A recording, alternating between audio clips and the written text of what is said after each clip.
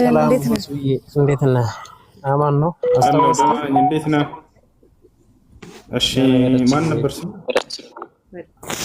ዮሐንስ ነኝ። ዮሐንስ አስታወስክ?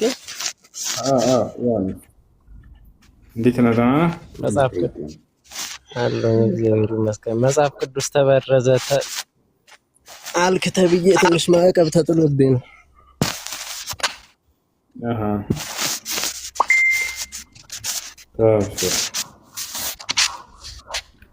እና ማን ናችሁ?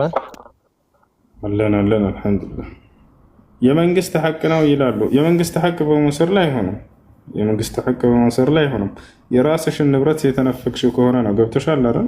ያለሽ ልጅት ካለሽ የራስን ንብረት ሰውየው ገዝቶ መጣና ያንን ነገር ወይንም የራስን መሬት ወይንም የራስን ንብረቱን ተቀማ። እሺ በዚያ ነገር ላይ የራሱን ሐቅ በማስጠበቅ ላይ ቢሰጥ ነው እንጂ የመንግስት ንብረት ለመውሰድ ግሉ ለማድረግ እንደዚህ ሙስና ቢሰጥ ይሄ አይሆንም፣ አይቻልም። መንግስት ንብረት ማለት የህዝብ ንብረት ነው። በተዘዋዋሪ ከህዝብ እንደተሰረቀ ነው የሚወሰደው። መንግስት የራሱ የሆነ ንብረት የለውም። እናዘች ሀገር። እሺ ጥያቄ ያለ ይቀጥል። ስለ ዝምድና መቁረጥ ንገረን እያለ ነው ወንድማችን። ዝምድና መቁረጥ ከታላላቅ ወንጀሎች ነው። በቃ ወንድም አትሳፈች። ዝምድናን መቁረጥ ከታላላቅ ወንጀሎች መካከል ነው። ዝምድናን መቀጠል ነው ያለብን። ነቢያችን ሰለላሁ ዐለይሂ ወሰለም ሐዲስ ላይ ምን አሉ? አዩሃ ናስ አፍሹ ሰላም አጥዒሙ ጣዓም ወሲሉ ልአርሓም ተድኹሉ ጀነተ ረቢኩም ቢሰላም አሉ። ሰዎች ሆይ በመካከላቸው ሰላምን አስፈኑ አሉ። የሰላም አለቃ ናቸውና ሰዎች ሆይ በመካከላቸው ሰላምን አስፍኑ፣ የተራበን መግቡ፣ ዝምድናን ቀጥሉ። ሰዎች በሚተኙበትም ሌሊት እናንተ ተነስታችሁ ለጌታችሁ ለአምላካችሁ ለአላህ ስገዱ፣ የጌታችሁን ገነት የትንሣኤ ቀን በሰላም ትገቧታላችሁ እያሉ ተናገሩ። እና ይህ ይመስላል ዝምድናን መቀጠል ነው እንጂ ያለበት ሰው ዝምድናን መቁረጥ ከታላላቅ ወንጀሎች መካከል ነው። መን ወሰለኪ ወሰልትሁ ወመን ቀጣዐኪ ቀጣዕትሁ ብሏል አላህ ሱብሓነሁ ወተዓላ። ዝምድና ሆይ አንቺን ለቀጠለሽ ከኔ ጋር ያለውን ትስስር እቀጥለዋለሁ፣ አንቺን የቆረጠሽን ደግሞ ከኔ ጋር ያለውን ትስስር እቆርጠዋለሁ ብሎ ተናግሯል። ዝምድናን መቀጠል ግድ ይላል። እሺ እነዛ ዘመዶች አዛ የሚያደርጓችሁ እስከሆነ ምንም ሰላም የማይሰጧችሁ ከሆነ በቻላችሁት አቅም ለመቀጠል ሞክራችሁ በጣም አዛ የሚያደርጓችሁ ከሆነ ሰላም ማታገኙ ከሆነ ኢዕተዚል ዐመን ዩእዚከ አለ ዑመር ብን አልኸጣብ።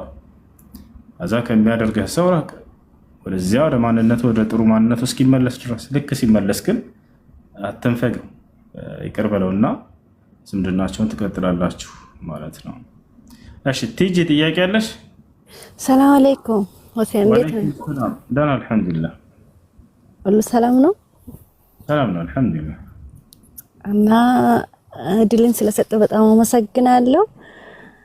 እንግዲህ የሆነ ጥያቄ ነበርና ያው ልጠይቅ ብዬ ነው። እሺ መጀመሪያ እኔ ያው ክርስቲና ሙስሊም ሌላ ነኝ፣ ግን በጣም ወዳቸዋለሁ ሙስሊሞችን ከልቤ እንደ ራሴ ሃይማኖት ነው የሚወደው። ሁለተኛ ጥያቄ ላይ ደግሞ ልጁ ሙስሊም ነው፣ ጓደኛዬ ነው ማለት ነው። እኔ ደግሞ ያው ክርስቲያን ነኝ። ከዛ በጣም ነው የምንዋደደው እሱም ምንም ማለት ነው። በዛ ላይ እኔ ደግሞ አንድ ሰውን ሃይማኖት ቀይሪ ማለት አልችለውም። እኔም የራሴ እንደሚወድ እሱም ደግሞ የራሱን ስለሚወድ ማለት ነው። በዛ ላይ ምን ማለት ነው ያኔ ምን ማድረግ ነው የምችለው? እሺ አይሆንም ከአላህ ስብሐነሁ ወተዓላ ማን ነው በእስልምና የሌላ ምትማት አይቻልም፣ አይፈቀድም። እሱ ደግሞ እንደዚህ ነው ምለው፣ እኔም በራሴ ሃይማኖት አንቺም በራስሽ ሃይማኖት ስል ደግሞ ያው ግራ ገባኝ። አይፈቀድም፣ ዝም በለው። እኔ ደግሞ ሁለተኛ ላይ ሶስተኛ ጥያቄ ላይ ደግሞ ብዙ የሙስሊም ጓደኞች ያሉና ከኔ ጋር የሚሰሩት አብሮ ማለት ነው። አሁን ለምሳሌ ቲክቶክ ላይ ሰዓት አሁን ለምሳሌ እኔ ቪዲዮ እያየው አላሁ አክበር ብል የኔን ቪዲዮ ዘጋለሁ እነሱ በሌለበት ማለት ነው። አላሁ አክበር እስከሚያልቅ ድረስ ማለት ነው። ይሄ ያጣት ይሆንብኛል። አንደኛው እንደገና ደግሞ እነሱ ማይሰግዱት ከሆነ እንዲሰግዱ እመክራቸዋለሁ። እነሱ እንዲሰግዱ ማለት ነው። ጊዜያቸውን በሌላ ነገር ላይ እንዳያሳልፉ ማለት ነው። ጥሩ ነው። እሱ ለችግር አለው። እኔ በሌላ ሃይማኖት ሆኜ እነሱ በመከራ ያኔ ሲገዱ ምናምን ብዬ እንትን ስለምል ጥሩ ነው ጥሩ ነው። አንቺ ክርስቲያን ነሽ? እኔ ክርስቲያን ነኝ፣ ግን ሆኜም ያው አሁን ለምሳሌ ሙስሊም ልጆች በሌለበት ቦታ ራሱ አረብ ቤት ሆኜ አላሁ አክበር ካለኝ ቪዲዮ ከሚሰምበት ዘግቼ አላሁ አክበር እስከሚያልቅ ጸጥላለሁ። ስለ እስልምና ማወቅ ምናምን አትፈልጊም? ማወቅም እፈልጋለሁ እኮ። አሁን ስለ እስልምና እወቂ ይወጥሻል። አንቺ ምናልባት ለሰው ጥሩ አመለካከት አለሽ፣ ሰዎች በእምነታቸው ላይ ከሚጠሉ ከሚንትን ከሚሉ ምናምን አይደለሽም። ጥሩ ነው እሱ። ዝም ብሎ ከመጥላት አንቺ ብታውቂ መልካም ነው። እሺ ስለ እስልምና ብታውቂ መልካም ነው። ኢየሱስ ክርስቶስ አምላክ ነው ብለሽ ነው አይደል አንቺ የምታምኚው? አዎ ኢየሱስ ክርስቶስ ሰው ነኝ ይላል። ግን መጽሐፍ ቅዱስ ላይ ኢየሱስ ዮሐንስ ወንጌል ምዕራፍ 8 ቁጥር 40 ላይ እኔ ከእግዚአብሔር የሰማሁትን እውነት የምነግራችሁ ሰው ነኝ ይላል። ኢየሱስ ክርስቶስ አምላክ እንዳለው ያስተምራል ራሱ። ዮሐንስ ወንጌል ምዕራፍ 20 ቁጥር 17 ላይ ወደ አምላኬ ወደ አምላካችሁ አድርጋለሁ አለ። አየሽ፣ አምላክ እንዳለው ካስተማረ እሱ አምላክ አይደለም ማለት ነው። አምላክ ያለው አምላክ የለም እዚህ ዓለም ላይ። ኢየሱስ ክርስቶስ አምላክ ቢሆን ኖሮ ለእሱ አምላክ አይኖረውም ነበር። እኔ አምላክ አለኝ አለ። በቃ ለአምላኩ እንደሚሰግድ ይናገራል። እኛ ስለ አብ እንሰግዳለን ይላል። እሰግዳለሁ እያለ ኢየሱስ ክርስቶስ ይናገራል። ወደ አምላኩ ይጸልያል እያለቀሰ ለዛውም ማለት ነው። እና ያ ነው አምላኩን ይለምነዋል። እኔ ከራሴ አንዳች ላድርግ አይቻለኝም ይላል ኢየሱስ። እንደሰማሁ ፈርዳለሁ፣ ንግግሬም ቅን ነው፣ የላከኝን ፈቃድ እንጂ ፈቃዴን አልሻም ይላል። እና ኢየሱስ ክርስቶስ ምንድን ነው ታዲያ ከተባለ መልእክተኛ ነው። በዘመኑ የነበሩ ሰዎች ሁሉ ነቢይ ነው ብለው ያምኑ ነበር። ማቴዎስ ወንጌል ምዕራፍ 21 ቁጥር 11 ላይ ነቢዩ ኢየሱስ ቃሉ እያለ ይናገራል፣ ቃል በቃል ማለት ነው። እና ያ ነው እግዚአብሔር ስንት ነው ከተባለ አንድም ሶስትም ነው ይሏቸዋል። አንድ ብቻ ነው እግዚአብሔር፣ ይዋሿቸው ነው። እግዚአብሔር አንድ ብቻ ነው። አንደኛ ጢሞቴዎስ ምዕራፍ 2 ቁጥር 5 ላይ ምን ይላል? አንድ እግዚአብሔር አለና ይላል። በእግዚአብሔርና በሰው መካከል አንድ መካከለኛ አለ፣ እርሱም ሰው የሆነው ኢየሱስ ክርስቶስ ነው ይላል። አየሽ? ስለዚህ ኢየሱስ ክርስቶስ ሰው ነው፣ በእግዚአብሔርና በሰዎች መካከል ያለ ማለት ምን ማለት ነው? ነቢይ ማለት ነው። በአምላክና በሰዎች መካከል ሆኖ ነቢያት የአምላክን ቃል እየተቀበሉ ለሰው ያደርሳሉ አይደለ? ያ ነው የስራው ድርሻ ኢየሱስ ክርስቶስ። ኢየሱስ ክርስቶስ ዮሐንስ ወንጌል ምዕራፍ 17 ቁጥር 3 ላይ ወደ ሰማይ ቀጥ ብሎ አባት ሆይ አንድና ብቸኛ እውነተኛ አምላክ አንተ እንዲሁም የላከውን ኢየሱስ ክርስቶስን ያውቁ ዘንድ ይህች ነች የዘላለማዊ ሕይወት አለ። አየሽ እንግዲህ የዘላለማዊ ሕይወትን ከፈለገ ይህን ጥቅስ ያንብብ። ኢየሱስ ክርስቶስ ወደ ሰማይ ቀጥ ብሎ አምላኩን አንድና ብቸኛ እውነተኛ አምላክ አንተ ነህ ካለ በኋላ እንዲሁም የላከውን ኢየሱስ ክርስቶስን አለ። ኢየሱስ ክርስቶስ ከእውነተኛው አምላክ የተላከ መልእክተኛ እንጂ አምላክ አይደለም። አምላክ እንዳውም አለው ለእርሱ ለራሱ። ያ ነው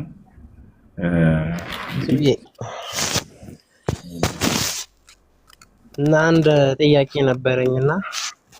እሺ ጥያቄ ምንድን ነው? ኦሪት ስለ ኢየሱስ ክርስቶስ ታስተምራለች ብለህ ታስባለህ? እንደዛ ብለህ ታምናለህ? ኢየሱስ የሚል ቃል የለም ኦሪት ላይ፣ ስሙ ራሱ አልተገለጠም። አይ በትንቢት ደረጃ እንደኛ እንደ እስልምና አስተምሮ ከሆነ ይላችሁ ያለፉት ነብያት ስለሚመጡት ነብያቶች ይናገራሉ። ከመጽሐፍ ቅዱስ አንጻር መጽሐፍ ቅዱስንም ከብዙ ታነባለህ ብዬ ስለማስብ አዎ ይናገራል። እና እስኪ ትንቢተ ሚልክያስን እስኪ አንድ ያውጣው። ትንቢተ ሚልክያስ ምዕራፍ 5 ትንቢተ ሚልክያስ። እሺ አንብብልን፣ ችግር የለውም ንገረን። ስልኬ ወጥቼ ሳነባ አይሰማምና እዚሁ አውጥተህልኝ እኔ አነባዋለሁ። ካወጣህልኝ እኔ አነባዋለሁ፣ ችግር የለውም። ሀሳቡን ንገረን፣ ችግር የለውም ንገረንና በዚህ ላይ እንጠብቅ። ኦኬስ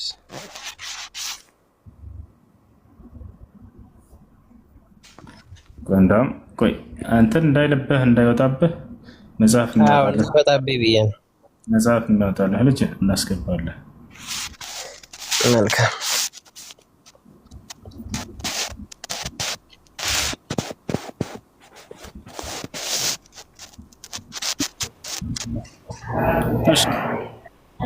ግን ትንቢተ ሚክያስና ኦሪት ምን አገናኙ? ሚክያስ እሺ አንድ ሰው መጽሐፍ ማውጣት የሚችል ማን ነው? እኔ ማውጣት ይችላል። አብዱል ከሪም አለ ከስር ሰው አለ አስገብታለሁ ነው ካላችሁና አውጣለት። እሺ ካልመጣ ነው ያወጣለታል አለ። መጣ።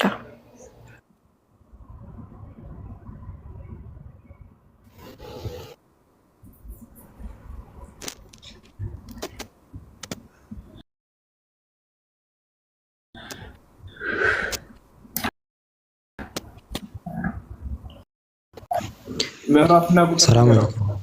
ወአለይኩም ሰላም አብዱል ከሪም እንዴት ነህ? ሰላም ነው። አላህማ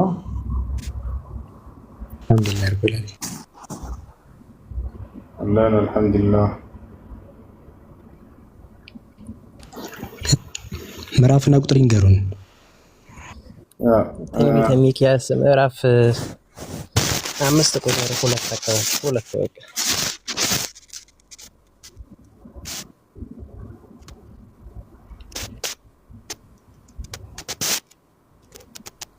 ይታያል። ያው ይሄን አይደል የሚሉት እና ያው አንቺ ቤተልሔም ኤፍራታ ሆይ አንቺ በይሁዳ አእላፋት መካከል ትሆኝ ዘንድ ታናሽ ነሽ። ከአንቺ ግን አወጣጡ ከቀድሞ ጀምሮ ከዘላለም የሆነ በእስራኤል ላይ ገዢ የሚሆን ይወጣልኛል ይላል እና ይህ ትንቢት አሁን ትልቁ ነገር ከቤተልሔም ገዢ እንደሚመጣ ተነግሯል እና ይህ ትንቢት ከኢየሱስ ጋር የሚያገናኘው ነገር እንዳለ ያሳያል። ማለት ስለ ኢየሱስ ክርስቶስ የተነገረ ትንቢት ነው ብዬ አስባለሁ፣ አምናለሁ። ይህ የሚመጣው ገዢ ደግሞ አምላካዊ መሆኑን የሚያሳይ ነገር የለውም ወይ ልል ነበር እሱዬ። የለውም። እኛም ስለምናነባው አይታል እንደምትጠይቀኝ አዲስ ጥያቄ ስለማይነሳ ዲያቆን ወይ መምህር ከሆንክ ልንመልስልህ ተዘጋጅ። አንተ ኃይለ ቃሉን ከተናገርክ እኔ አስረዳለሁ። ጭራሽ አያሳይ። አንተ ብቻ ለመናገር ያብቃክ። የትኛው ኃይለ ቃል ለምሳሌ ኢየሱስ አምላክ የሚያደርግ ኃይለ ቃል ካለ ሙሉ ሐሳቡ ከቤተልሔም የሆነ ገዢ እንደሚወጣ የሚያሳይ አይነት እይታ አለው።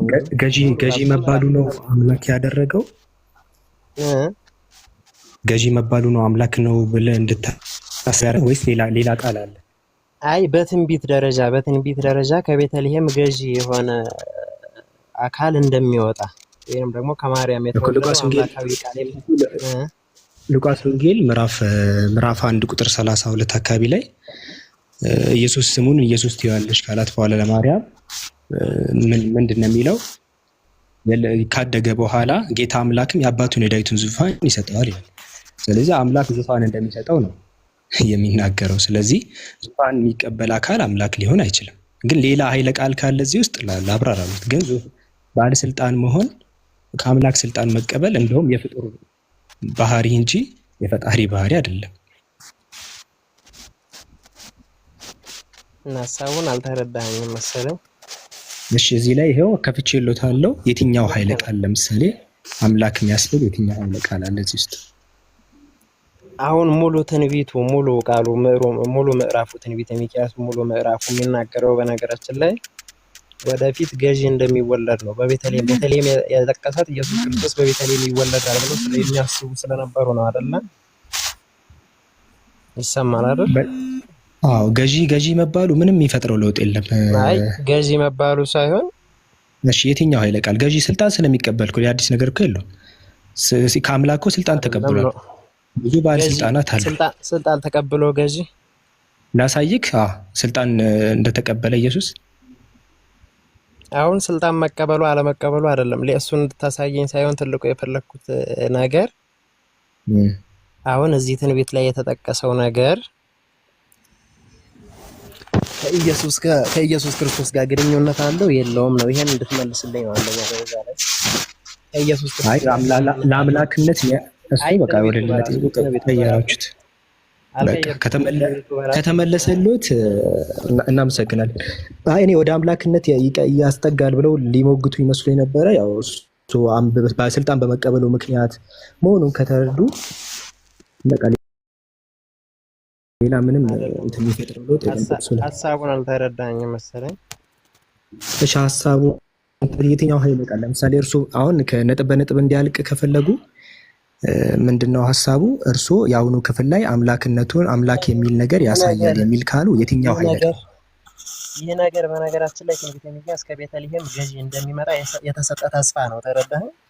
ሚክያስ ማለት ነው። ትንቢተ ሚክያስ ተስፋ ይሰጥኛ ችግር የለብንም። ይህ ገዢ የተባለው ደግሞ ይህ ገዢ አንድ ያስጨርሰኝና ይህ ገዢ የተባለው ደግሞ ከቤተልሔም የሚወለደው ነው። ያ ማን ነው ስንል ደግሞ ኢየሱስ ክርስቶስ ነው። ችግር የለውም። ይሄ አሁንም ይሄኛው ወደ አምላክ አያደርገውም። ይሄ አሁን አምላክ ያደርገዋል ብለው ያስቡትን እንዴት አይ ከዚሁ ቃል አንጻር ነው ከቤተልሔም ሀገር ስለተወለደ በነገራችን ላይ በቤተልሔም ስለተወለደ ኢየሱስ ክርስቶስ ታውቃለህ አይደል? በትንቢት የትኛው ኃይለ ቃል ነው? በቃ ልንግባባ አልቻልንም ዲያቆን። ምክንያቱም ለአምላክነት ያሳየንና አንድ ያስጨርስና ከዛ ሰማሃለሁ ልጨርስና ወይ ደግሞ ጨርስና ችግር የለውም እኔ ሰማሃለሁ ጨርስና ከዛ በቃ እኔ ልንገሮትና ሐሳቤን ተረዳው። አዎ እርሱ አሁን እኛ ማወቅ የምንፈልገው ምንድነው ሚልኪያ 5:2 ብለው ጠቀሱ። ስለዚህ አሁን እዚህ ጽሁፍ ላይ ኢየሱስን አምላክ የሚያደርገው የትኛው ኃይለ ቃል ነው? ይሄ መባሉ አምላክ ያስብለዋል የሚለውን ኃይለ ቃሉን ብቻ ነው መስማት እንፈልገው ዲያቆን። የትም ወደዛም ወደዚህም ሌላ ነገር አይበሉት። እቺኛዋ መባሏ ለምሳሌ ገዢ መባሉ ከሆነ ሌላም ላግዙት፣ ምናልባት ረስተውት ከሆነ ላግዙት። ከዘላለም የሚሆነው ከሆነ ለምሳሌ በእስራኤል ገዢ የሚሆን ይወጣልኛል እያለ ነው። ትንቢት ነው ታውቃለህ አይደለ?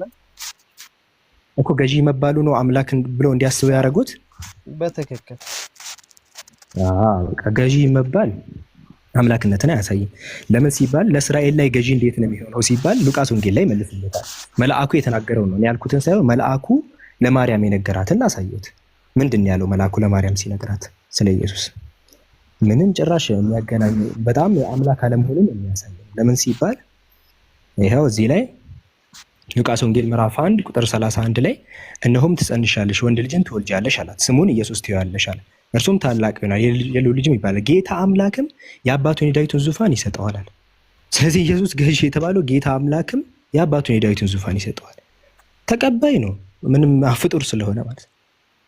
ስለዚህ ገዢ የሆነው በአምላክ ዙፋን ስለሚሰጠው የዳዊትን ዙፋን ስለሚሰጠው ሌላ ነገር የለም። ይሄ ፍጡር ነው። እንደውም ፍጡር እንደሆነ ማስረጃ ነው የሰጡን።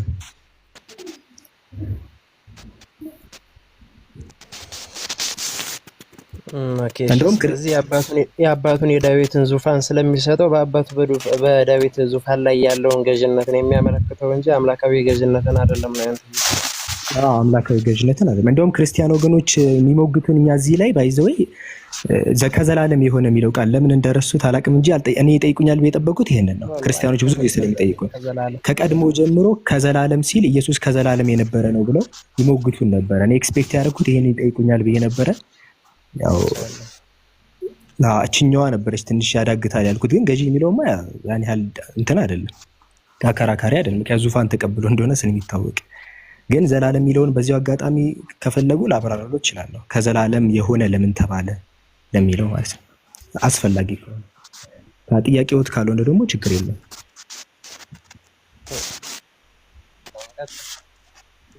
አንተ ከተረዳው ሐሳብ ተቃራኒ ያሰብካል ደግሞ ጠይቀዋል።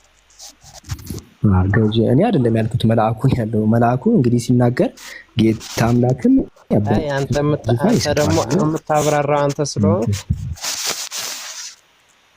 ሌላ ዙፋን አለ የሚያውቁት ከዚህ ዙፋን ውጭ? ከምን ዙፋን ውጭ? ከዚህኛው ዙፋን መልአኩ ከተናገረው ዙፋን ውጭ ሌላ አለ? ማለትም በያዕቆብ ቤት ላይ ይነግሳል፣ ለዘላለም ይነግሳል፣ ለመንግስቱ መጨረሻ የለውም ተብሎ ልክ አምላክ ከሚሰጠው ዙፋን ውጭ ሌላ ዙፋን አለ? ሌላ መንግስት አለ? የለም አይደል? ሌላ መንግስት የለም። ስለዚህ አምላክ እንደሚሰጠው ይናገራል። ሁሱ ይሄ ጌታ አምላክ የተለየ አይደል እንዴ? ምን ትላለህ ሁሱ? ስንት ጌታ አምላክ ነው ያለው? ኢየሱስን አንድ አምላክ ካረግ ነው ጌታ አምላክ የተባለ የሚባለው አብ ብቻ ነው አይደል? ጌታ አምላክ እሱ ነው። ኢየሱስ ክርስቶስ ራሱ ለጌታ ለአምላክ ስገድ እያለ ይናገራል። ጌታ አምላክ ብሎ ሲጠራ ጊዜ አብን ብቻ ነው፣ ወልድን አይደለም።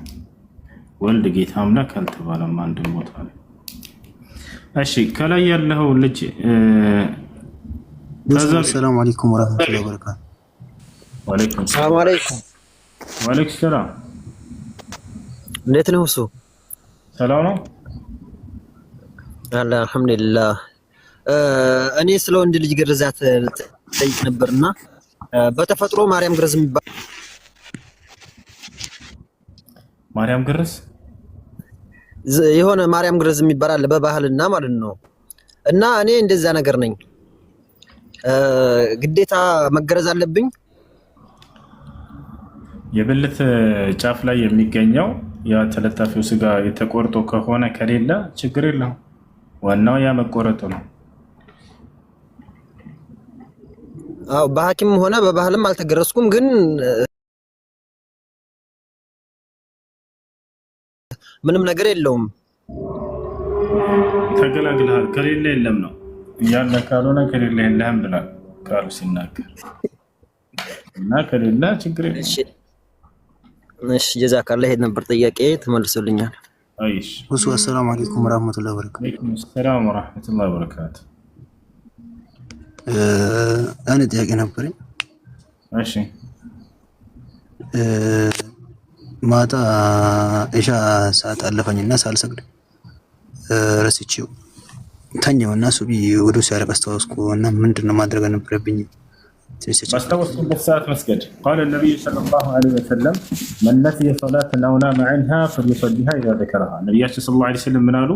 ሶላትን ረስቶ ያለፈበት ወይንም በእንቅልፍ ምክንያት ያለፈበት ሰው ባስታወሰ ሰዓት ይስገድ ብለዋል። ስለዚህ ባስታወስክበት ሰዓት መስገድ ትችላለህ።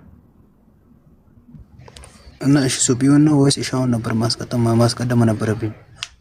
መጀመሪያ የምታስቀድመው ወቅቱ የገባበትን ሶላት ነው። ከዛ በያለፈህን በቀዷ መልክ ትሰራለህ። ጀዛከላህ። ለአላህ ብለን እንወዳለን። አላህ ሀያቲን አርዝማት።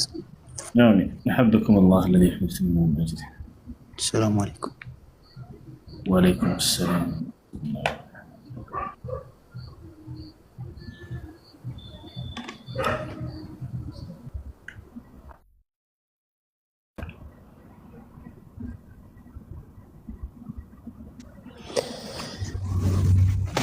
እሱ ክርስቶስ መሞቱን ግን ምንድነው ማለቴ ክርስቶስ መሞቱን ምን አይነት ጥርጣሬ ነው ያላችሁ እናንተ? ለምንድነው ክርስቶስ አልሞተም ልትሉ የቻላችሁት?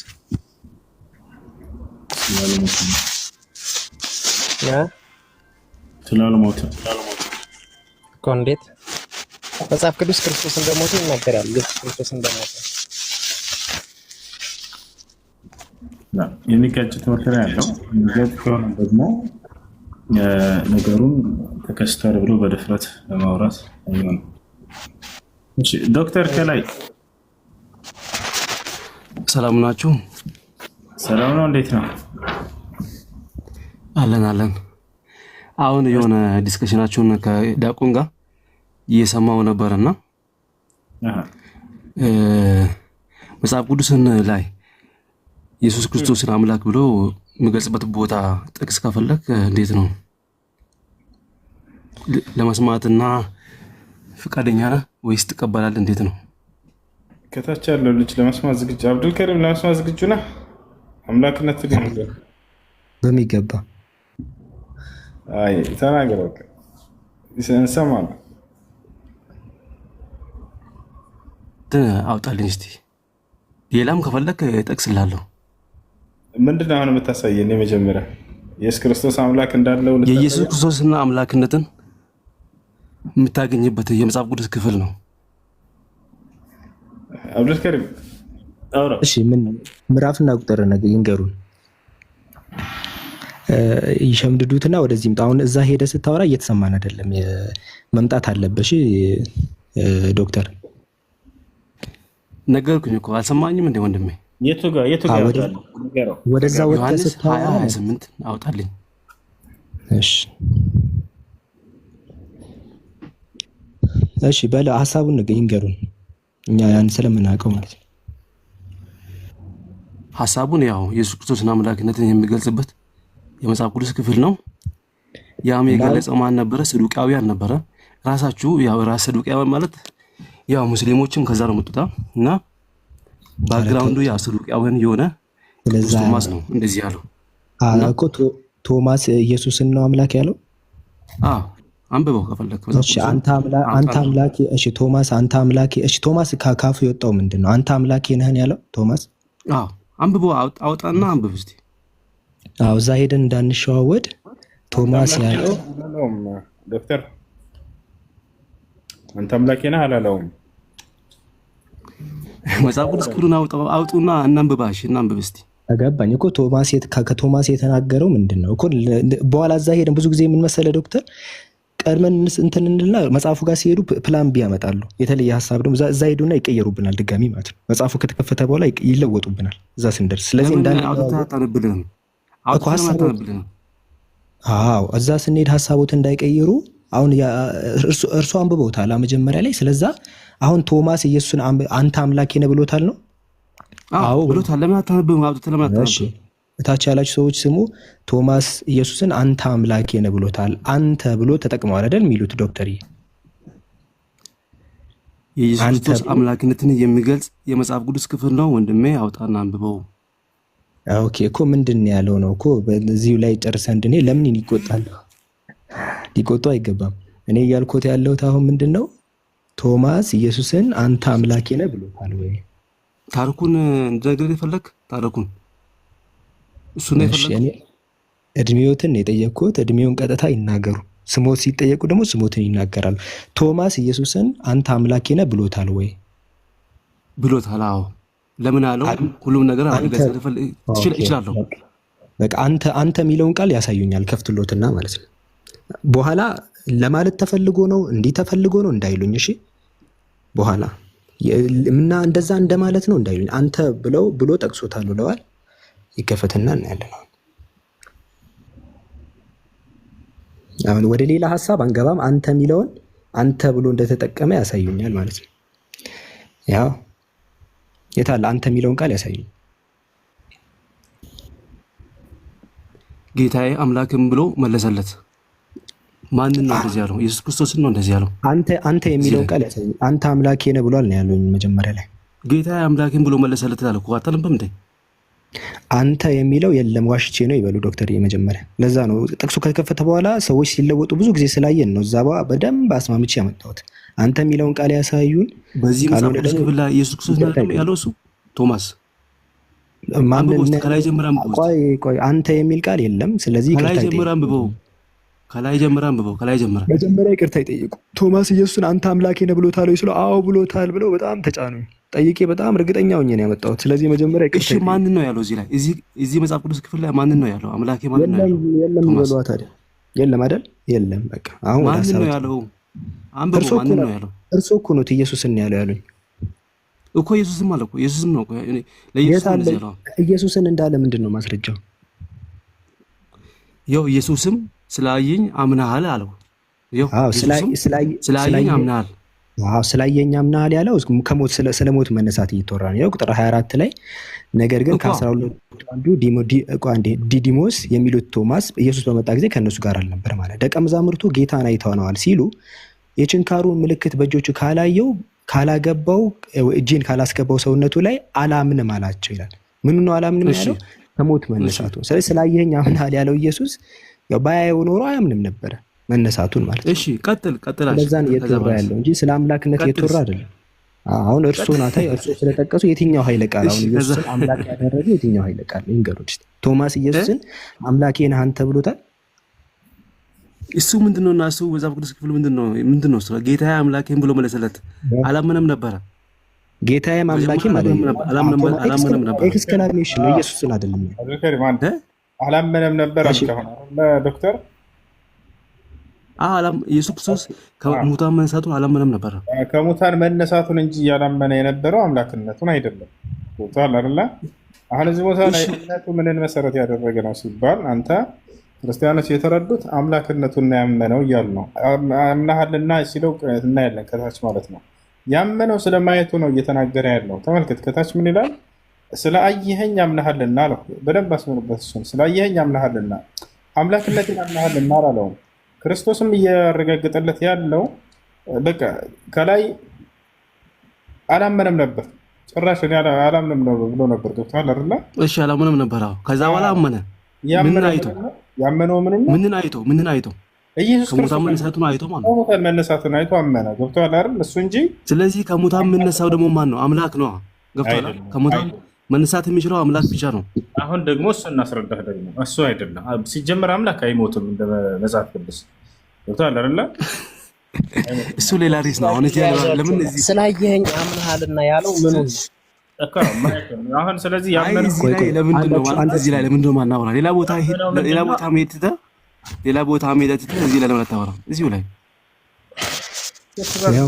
አንዴ ተረጋጋ። ከሞት መነሳት የሚለውን ሁሱ እረጋጋለሁ። በጣም አድርጌ እረጋጋለሁ። አይ ወደዚህ ክፍል ለምን ትመጣለህ? ያን ለምን አትጨርስም? ወደዚህ ክፍል ለምን ትመጣለህ?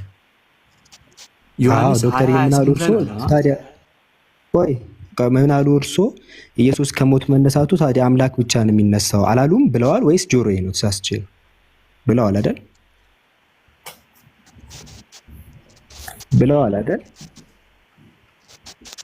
ብለዋል አይደል? እሺ ቀጥል። አሁን ሌላ ክፍል ላይ ትተማ ነው ወይ ቅድሙ ቦታ ላይ እናወራበት። በቅድሙ ቦታ ማን ነው? ለምንድን ነው ወደዚህ የመጣው? አንተ ነገር ከተወራ መታረማ የሚመች እርሶ መጠቀቅ ነበር ቦታ የመጽሐፍ ቅዱስ ጥቅስ ብቻ ማለት አይደለም። አንተ አምላክነቱን አወጣሁልህ። አንዴ ፕሊስ ይረጋጉ። እርሶ ምን አሉ ሲናገሩ በጣም አድርጌ ይረጋጋለሁ። ችግር የለም። ሰው አለበት የትኛውም የምላስ ብሎ ወለምታ ብለው ተናገሩ። ያ መታረም አለበት ግዴታ ሚታው አይደለም። ስለዚህ ኢየሱስ ከሞት ተነስተዋል ሲባል ራሱ አይደለም የተነሳው። ያው ሐዋርያት ሥራ ምዕራፍ 5 እናንተ በእንጨት ላይ ሰቅላችሁ የገደላችሁትን ኢየሱስን የአባቶቻችን አምላክ አስነሳው ይላል። አምላክ ነው ያስነሳው ባይዘው ማለት ነው። ያው ሐዋርያት ሥራ ምዕራፍ 13 እግዚአብሔር ከሙታን አስነሳው ይላል። ለምንድን ነው ያስነሳው ሲባል ባይዘው እንዳይበሰብስ እንደገና ወደ መበስበስ እንዳይመለስ ከሙታን አስነሳው ይላል። እግዚአብሔር ኢየሱስን እንዳይበሰብስ ነው ያስነሳው። ባይዘው ቢቶ ይበሰብሳል ያለ ነው መጽሐፍ። እንደውም አምላክ አለመሆኑን ያሳየው ይሄ። ሌላ ቦታ ላይ ደግሞ ሲመቻችሁ አልተሰቀለም ነው የምትሉት እኮ እናንተ። አልተሰቀለም አልሞተም ነው የምትሉት እኮ አንዳንድ ቦታ ላይ ማለት ሲመቻችሁ ወደ መበስበስ እንዳይመለስ ከሙታን አስነሳው። ምን ታስባለህ ዶክተር ሁሱ? ኢየሱስ እንዳይበሰብስ ታልፏል። ሲጀምር ርዕሱ ያንኛው ርዕስ ፍጹም አልገባኝም። ምን የሆነት ለመናገር ማለት ነው ስላየኸኝ አምናሃልና የተባለው ምኑን ነው? ቆይ ዲያቆን አሁን ሌላ አጀንዳ ላይ ሄዳችሁ ተረዳኝ። ስለ አምላክነቱ እየተወራ እያለ ሞቱ ጋር ገባችሁ። እሺ ዶክተር ምን ተረዳ አንተ? ምንድነው ማውራት? ይቅርታ ውሱ አንድ ጊዜ ይቅርታ፣ የሆነ ጥያቄ ልጠይቅህ አንተ። በሆነ ጊዜ የሆነ አንዳንድ ጊዜ እኔ የአንተን ላይፍ አዳምጣለሁና የሆነ ሰዓት ላይ አንተ ኢየሱስ ክርስቶስን አልሰቀሉትም ብለህ አላወራም ወይስ አውርታል? አንተ ቅድም ሲጀምር እየተናገርኩኝ ነበር ያለው ነገር ምንድን ነው? እንደ መጽሐፍ እንደ እስልምና ግንዛቤ ከሆነ አልገደሉትም አልሰቀሉትም፣ እሱን ያዘውና እዚህ ላይ ደግሞ ወንድሜ ደግሞ ጥቅስ ማውጣልኝ ተሰቅሏል ብሎ ደግሞ ጥቅሱን ያወጣልኝ ነው። እንደ መጽሐፍ ቅዱስ ደግሞ ልነግርህ ገና ነኝ። እንደ ቁርአን ብዬ ጀመርኩኝ እንጂ እንደ መጽሐፍ ቅዱስ ቅድም ስናገር ነበር። በመሰቀሉ ጉዳይ ላይ የተለያዩ ሀሳቦች ናቸው ያሉት። ተሰቅሏል የሚልም አለ፣ እንዳልተሰቀለም የሚገልጽም አለ። ገብቶሃል አይደል? እንደሚድን በትንቢቱ እንደተነገረለት አዲስ ኪዳን ላይ እንዳልተሰቀለ የሚገልጹ በርካታ ጥቅሶች አሉ። ስለዚህ በአንድ ሀሳብ ጉዳይ ላይ የአምላክ ቃል ከሆነ ግልጽ የሆነ ነገር መምጣት አለበት። አልተገደለም ወይም አልተሰቀለም። ኢስላም ጋር ስትመጣ ለምሳሌ አልገደሉትም አልሰቀሉትም ብሎ ይነግርሃል። ሌላ ቦታ ላይ አይ ተገድሏል ተሰቅሏል የሚል አንዲትም ቦታ ላይ አታገኝም። ገብቶሃል አይደል? ጥርት ንጽት ያለ ትምህርት ታገኛለህ። እዚህ ጋር ግን የሚጋጩ ሀሳቦች ሲገኙ ጊዜ ነገሩ በትክክል አለመገለጹ በትክክል እንዳልተፈጸመ ስቅለት ያሳያል። ይሄ ነገር ለምሳሌ አንተ ፍርድ ቤት ሄደህ በሆነ ሀሳብ ልትመሰክር የፍርድ ቤቱ ዳኛ ተናገር አለ። ሁለት የተለያየ ሀሳብ ነገርከው። የትኛውን ነው የሚይዘው? ሂድ ቀጥል፣ አንተ ለምስክር ብቁ አትሆንም ብሎ ምስክርህን ውድቅ አድርጎ ይሸኛል። ልክ እንደዚያ ነው መጽሐፍ ቅዱስ በስቅለት ዙሪያ ላይ ምስክርነቱ ተቀባይነት የለውም። ምክንያቱም የሆነ ቦታ ላይ እንደተሰቀለ ይናገራል፣ ሌላ ቦታ ላይ ደግሞ በፍጹም ሊሰቀል እንደማይችል እንደሆነ እንደዳነ ክርስቶስ ይናገራል። አየህ አይደለ? ስለዚህ ምስክርነት ውድቅ ነው የሚሆነው። ይሄን ነው የሚመስለው። ኢየሱስ ክርስቶስ እንደሚድን በትንቢት ተነግሮለታል። በጣም በርካታ ቦታ ላይ አይሞትም ሁሉ ተብሎ ተጽፎለታል። አልሞትም ብሎ የተናገረበት ይታል አይደለ? ይህ አልሞትም የሚለው አካል ማን ነው? ሁሉም ሙተዋል። አልሞትም የሚለው ማን ነው? ይታል አይደል? ስለማን እየተናገረ ነው? ይሄን ቃል የምታገኘው ስለ ኢየሱስ ክርስቶስ ታች ወረድ ብሎ ስለሱ ይናገራል። ግንበኞች የናቁት ድንጋይ ማን ነው? የማዕዘን ራስ ድንጋይ ማን ነው? ዶክተር አሁን ወደሱ ሪስ እንተውና የቀደመው አምላክነቱን ያው ብዙ ቦታ ላይ መጽሐፍ ቅዱስ ላይ ይገለጻልና ያው እናንተም ያው ያንን ነገር ስናበብላችሁ ወይም ደግሞ ጥቅሱ ሲመጣላችሁ ወደ ሌላ ሪስ እየሄዳችሁ ነው። ለማንኛውም መልካም ጊዜ ይሁንላችሁ። ዶክተር አንተ መልካም ዲስከሽን ይሁንላችሁ። መልካም ጊዜ ይሁንላችሁ። ስንት አምላክ አለ ብለህ ነው የምታምነው ዶክተር? አይ በቃ ወደ ሌላ ነገር ምናምን እናንተ አሁን እኔም ነግራችሁን ጥቅስ ትታችሁ ወደ ሌላ እየሄዳችሁ ስለሆነ ሰማነህ እኮ። ስለዚህ አምላክነቱን አንተ ልትመሰክር የመጣኸው ኢየሱስ ክርስቶስን አምላክ ነው ሁሱ። በነገራችን ላይ ግን እዚህ ጋር አሁን ቅድም ዮሐንስ 20:28 ያለውን ነገር እኔም አልተረዳሁትም እውነት ለመናገር ማለት ነው። ለምን እንዳልተረዳሁት ታውቃለህ? ምክንያቱም ቶማስ አምላኬ ብሎ ጠራ። በነገራችን ላይ ቶማስ በራሱ መሰቀሉን ዳሶ ነው ያመነው። ተረዳኸኝ? ኢየሱስ ክርስቶስን ቶማስ አምላኬ ብሎ ጠራ። ከዛ በኋላ ኢየሱስ ክርስቶስ እዚህ ላይ ምንም የተቃውሞ ሐሳብ የለውም። ተረዳኸኝ? እሱን አይደለም እያለ ያለው ይኸውልህ፣ እሱን አይደለም እያለ ያለው እየተናገረ ያለው እንዴት አሁን መልሰን ነው መልስ አወጣውና ከእንትን አብዱል ከሪም እስኪ አንድ አወጣውና ግልጽ እንዲሆንልን ማለት ነው። ምክንያቱም ለመማማር እስከመጣን ድረስ ሁላችንም የሆነ ነገር ተረድተን መውጣት አለብን ብዬ ስለማስብ አይደለም። ፍቅሩን ስላየነው ችግር የለውም። ምን አለ መሰለህ በደንብ እንደው ንጹህ ግንዛቤ ከፈለጋችሁ የምሬ ነው የምላችሁ አውዱን መመልከት ያስፈልጋል አንዳንዴ። እሺ ሁሱዬ አንተ ስላየኸኝ አምናሃል ያለው ኢየሱስ ክርስቶስ ቶማስ ምኑን ነው ማየቱን ኢየሱስ ክርስቶስ እንደሆነ መታየቱን እሱ እንደሆነ አመነ። ገብቷል አይደለ? ስላየኸኝም አምናሃል እያለ ከላይ አውዱ ስታነ ክርስቶስን አላመነም ነበር፣ መነሳቱን አላመነም ነበር። ቶማስ እየነገሩት እየዳሰሰ ናንካይ ወንጀ ነበር አይደለ? አላመነም ነበር። ስለዚህ ስላየኸኝ አምናሃል አለው መጨረሻ ላይ። ታዲያ አምላኬ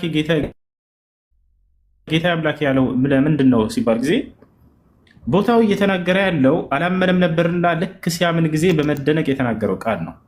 በደንብ እንግሊዝኛው ላይ ሄደህ ብታየው ቃል አገኖ ምልክት አለው። አማርኛው ላይ አጥፍተውታል። ቃል አገኖ ትልቅ አስተዋጽኦ እንትን አለው፣ መልእክት አለው። መደነቁን እየገለጸ ነው። አላመነም ነበርና ልክ ሲያይና ሲያረጋግጥ ጊዜ ልክ አንተ ያላመንከውን ነገር የሚያሳመን ሆኖ ስታገኝ ተደንቀህና ደንግጠህ ወይኔ አምላኬ እንላለን አደላ? ከፊታችን የሆነ ነገር ያን ነገር ነው እንደ አምላኬ እያልኩኝ ያለሁት አይደለም። ገብቶሃል አይደለ? በመደንገጥ የተናገረው ቃል ነው። ያን ነገር አላመነም ነበርና ልክ አሁን አመንክ በቃ አለው ኢየሱስ ክርስቶስ። አይ አምላክነቱን ነው እንዳትል ክርስቶስ ያላስተማረውን ትምህርት ይናገራል ብለህ ታምናለህ? ቶማስ አይናገርም። ስለዚህ ኢየሱስ ክርስቶስ ከዚያ በፊት እኔ አምላክህ ነኝ ብሎ አስተምሮታል ወይ?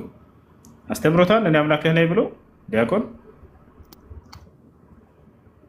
ኢየሱስ ክርስቶስ ኖ አሁን ሐሳቡን እዚህ ጋር ኢየሱስ ክርስቶስ ከዛ በፊት ለቶማስ ስላስተማረው ነገር ሳይሆን ዮሐንስ 28 ላይ የተጻፈው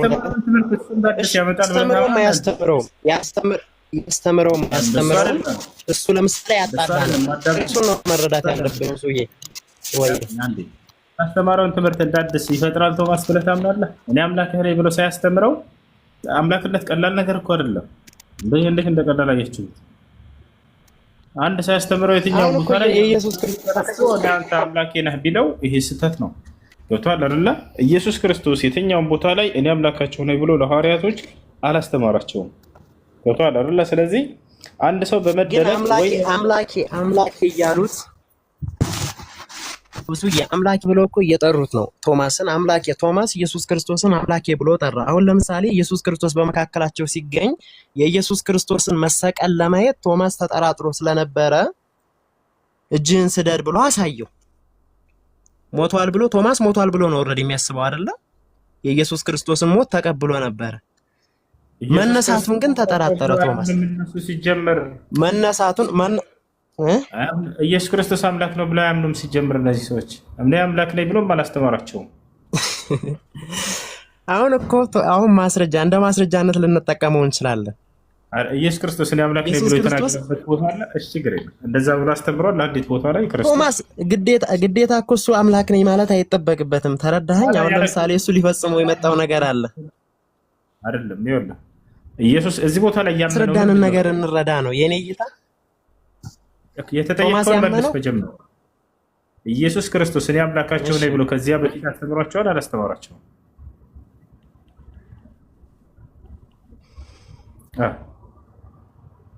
አሁን እዛ ጋር ምን አስኬደን ሁዙዬ?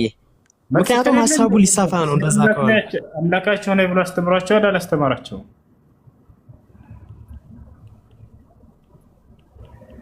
ቃል በቃል አስተምሯቸዋል። የቱ ጋር ማስረጃ? ቆይ አንዴ ላውጣና ምዕራፉን ልስቶሰን። ሰላም አለይኩም።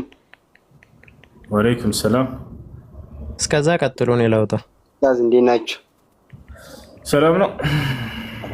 የሆነ ጥያቄ ነበረኝ። እሺ መሲሁ የኛ መሲሁ ኢሳ አለይሂ ሰላም እሳቸው ለመስቀል ሲሉ ነው ይሁዳውን አስመስሎ የሰቀሉት? መሲሁ ኢሳ አለይሂ ሰላም ለመስቀል ፈልገው መሲሁን አላህ ሱብሓነሁ ወተዓላ አዳነው። ሌላ ናከር ሰቀሉ እና ያ የተሰቀለው ሙቶ ቀብረውታል። እንዴት ነው ያሱ ስጋ ነው? እኔ ትንሽ ግር ያለኝ አልተነገረም። እሱ አልተነገረም። ያ መጽሐፍ ቅዱስ ላይ ራሱ ኢየሱስ ክርስቶስ ሲነሳ ያየው አንድ ሐዋርያ የለም። ማለት ያኛው የሁዳውን እንጂ የሁዳ የተሰቀለ እንደዚህ መሲሁ ኢሳን ያስመሰለላቸው ማለት ነው። ሲነሳ ያየው የለም። ዝም ብሎ ነው። አንድ ሲነሳ ያየው ሐዋርያ የለም። አረ ቶማስ አይቷል። ኢየሱስ ክርስቶስ ቶማስ እኮ አረጋግጧል። በነገራችን ላይ የኢየሱስ ክርስቶስን ከሞት ማነሳት ኢየሱስ ክርስቶስ ከመቃብሩ ሲነሳ ሲወጣ ያየው ሐዋርያ አለ? ሞቶ ነበር። መቀበሩን አይተዋል አይደለ? ሐዋርያት መቀበሩን እኮ ያውቃሉ። አልጠየቅኩም መስለ ኢየሱስ ክርስቶስ ከሙታን ሲነሳ መቃብሩን ከፍቶ ሲወጣ አይተውታል? በመካከላቸው ቆሞ ካዩት እኮ ያው ከመቃብር ፈንቅሎ ነው የወጣው ማለት ነው። ስለዚህ መችስ አይደለም የፈለኩት ይሁንና ነው ኢየሱስ ክርስቶስ እና በዚህ ጋር እኔ የምጨምረው ነገር ኢየሱስ ክርስቶስ ወደዚህ ዓለም ሲመጣ ኢየሱስ ክርስቶስ መቃብሩን ከፍቶ ሲወጣ ያየው ሐዋርያ አለ ወይስ የለም? እሺ የለም እንበል። መሞቱን ግን ያውቃሉ። መሞቱን እርግጠኛ ናቸው። ምን በል ሳይሆን መቀበሩንም ያምናሉ። የቀበሩት ሐዋርያቶቹ ናቸው አይደል? የለም ብለን እንለፋ አይደለም። መመለስ ከቻልክ በትክክል መልስ። እሺ እየመለስኩልን ኢየሱስ ክርስቶስ መቃብሩን ከፍቶ ሲወጣ ያየው ሐዋርያ አለ ወይስ የለም? የለም። እሺ የለም። ስለዚህ እሺ ቆይ እኔን አስረጭ። እዚህ ጋር የለም መልሼልሃለሁ። እኔን ደግሞ ስማኝ ሱዬ፣ ሐዋርያት ኢየሱስ ክርስቶስን እንደቀበሩት ታምናለህ? ሐዋርያቶች ናቸው የቀበሩት? ማስረጃ ያሳየን። አሁን ለምሳሌ ከመስቀል አውርደው የቀበሩት ማን ነበሩ? የቀበሩት ሐዋርያቶች ናቸው ብለህና ማስረጃ ያሳየን። የቱ ጋር? አይደለም ከመስቀል አውርደው የቀበረው ማን ነው? የቱ ጋር? ከመስቀል አውርደው የቀበረው ኢየሱስ ክርስቶስ ተሰቅሎ ከሞተ በኋላ ነፍሱ ከስጋው እንደተለየች ከእንትናን ጲላጦስን አስፈቅደው ከመስቀል ላይ አውርደው ወደ መቃብር ያወረዱት እነማን ናቸው? አሳየንሽ። ሐዋርያቶች ናቸው ካልክ አሳየን፣ ችግር የለውም። አይ ስለምወጣ እኮ ነው ሙሉ በሙሉ ለማውጣት። በነገራችን ላይ አንድ ስልክ ነው ያዝኩት። ችግር የለውም። ጥቅስ እስክታመጣ ድረስ ከላይ ሌላ ሰው ያውራ። ጀሰስ ሰላም ጸጋና ሰላም ይብዛል። ኦኬ እኔ የገባሁት ኢየሱስ እኔ አምላክ ነኝ ብሎ አስተምሯል ወይ አላስተማረም እያልክ ነህ። በነገራችን ላይ ኢየሱስ ክርስቶስ ወደ ዓለም ሲመጣ እኔ አምላክ ነኝ እያለ ራሱን ከፍ አድርጎ ሳይሆን እኔና አንተን ለማዳን እንደ ባሪያ መልክ ለብሶ እኔና አንተን በመስሎ እኔና አንተን ለማዳን ነው እንጂ የመጣ እኔ ጌታ ነኝ እያለ አላመጣም። ይሄ አልገባችሁም እንጂ ለእናንተ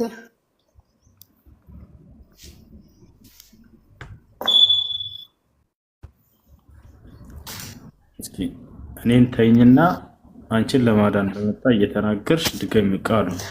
እኔና አንተን ለማዳን ነው ኢየሱስ ክርስቶስ በባሪያ መልክ ሆኖ ወደዚህ ዓለም መጥቷል እንጂ እኔ አምላክ ነኝ ያለ ራሱን ከፍ አድርጎ ሳይሆን ለናና ላንተ ሪላክስ ረጋ እያልሽ እሺ እህደሽ ወይ እኔና አንተን ለማዳን አልሽ አይደለ?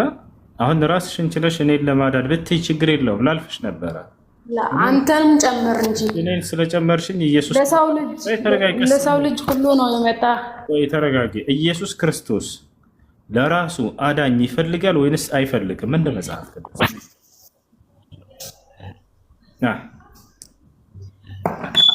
ኢየሱስ ክርስቶስ ለራሱ አዳኝ ይፈልጋል አይፈልግም? አድነኝ እያለ የሚለምነው አምላክ አለው የለውም?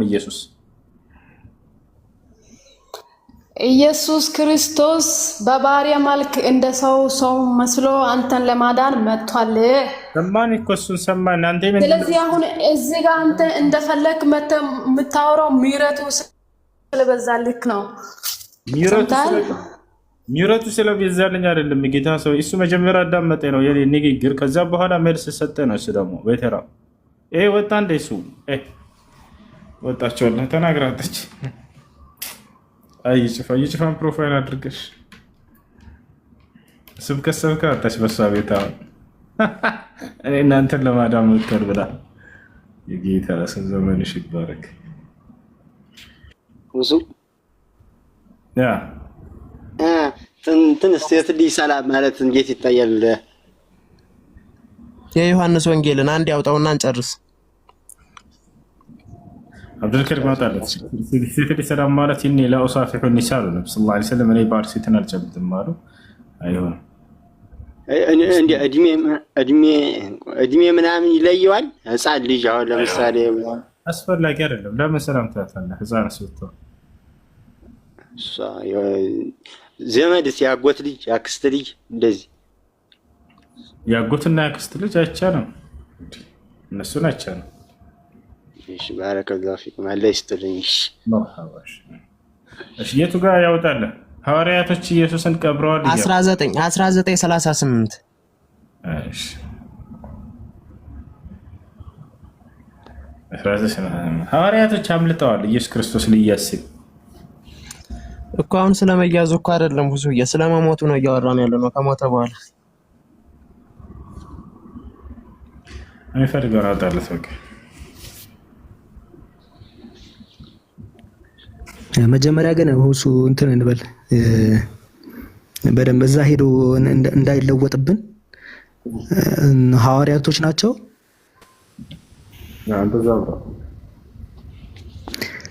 ዲያቆን ሐዋርያቶች ናቸው።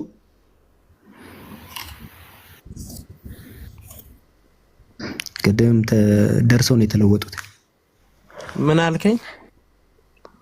አሁን እዛ ክፍል ላይ አሁን ስንከፍት ምንድነው ተስማምተን እንድንሄድ ሐዋርያቶች ናቸው ከጲላጦስ ሬሳውን የወሰዱት ዮሴፍ ነው። በነገራችን ላይ ከጲላጦስን አስፈቅዶ ያወረደው እና ስለዚህ ክፈቱ ለምንድን ነው የምትለን? እሺ ታዲያ ዮሴፍ ምንድነው? ደቀ መዝሙሩ ነው። ደቀ መዝሙሩ ባይሆንም ቢያንስ ደከምን እኮ ተሰቃየን። ለዛ ነው ቀድመን ጠይቀን መክፈት ጀምረናል። ባይዘው አውጣውና ነው ችግር የለው። ተቸገረን። ወዴት ነው የማወጣው? አሁን አይደለም አልከኝ እኮ በቃ ሐዋርያት ከሆኑ ንገረኝ። ሐዋርያት ናቸው በልና እንሄዳለን ወደዛ። ኒቆዲሞስ ምንድነው? እሺ ኒቆዲሞስ ምንድነው? ኒቆዲሞስ ሐዋርያ ነው። ምንድነው ታዲያ? እሺ የኢየሱስ ደቀ መዝሙር ነው ኒቆዲሞስ። እሺ ማስረጃ ስጠንሽ። ለሱ ማለት ነው ኢየሱስ ከዘረዘራቸው ጥቅሱን አውጣውና እንትና የአብዱል ከሪም ደግሞ ችግር በጣም መጽሐፉን አውጣውና እንደው ምን ችግር አለው? የሚያሳስብ ነገር ነው። እሺ ምዕራፍ ቁጥር 38 ላይ ኒቆዲሞስ አለ እዛ ቦታ ላይ አላ ጲላጦስ ሲያስፈቅድ ማለት ነው። እርግጠኛ ሊሆን ይደድጋሚ 12ቱ ሐዋርያት አይደሉም። ከታች ተጨነቃል እንትና የአብዱል ከሪም ተጨብለም እንደሆነ ታውቃለህ ዲያቆን። ብዙ ክርስቲያኖች ምን ይላሉ? ያው እዛ ክርስቲያኖችን አይመለከተኝም እኔ ራሴ ነኝ። አንተም እኮ አንዱ ነህ። 12ቱ ደቀ መዛሙርት ናቸው ጠየቅኩ እኔ። እሺ 12ቱ እሺ ሐዋርያቶች ናቸው። አንተና እኔ ነን እያወራን ያለ ነው። ክርስቲያኖችን እዚህ መካከል ምን አስገባቸው? እሺ አንዴ ወደ ጥያቄ ምጣ። ሐዋርያቶች ናቸው ሬሳውን የወሰዱት?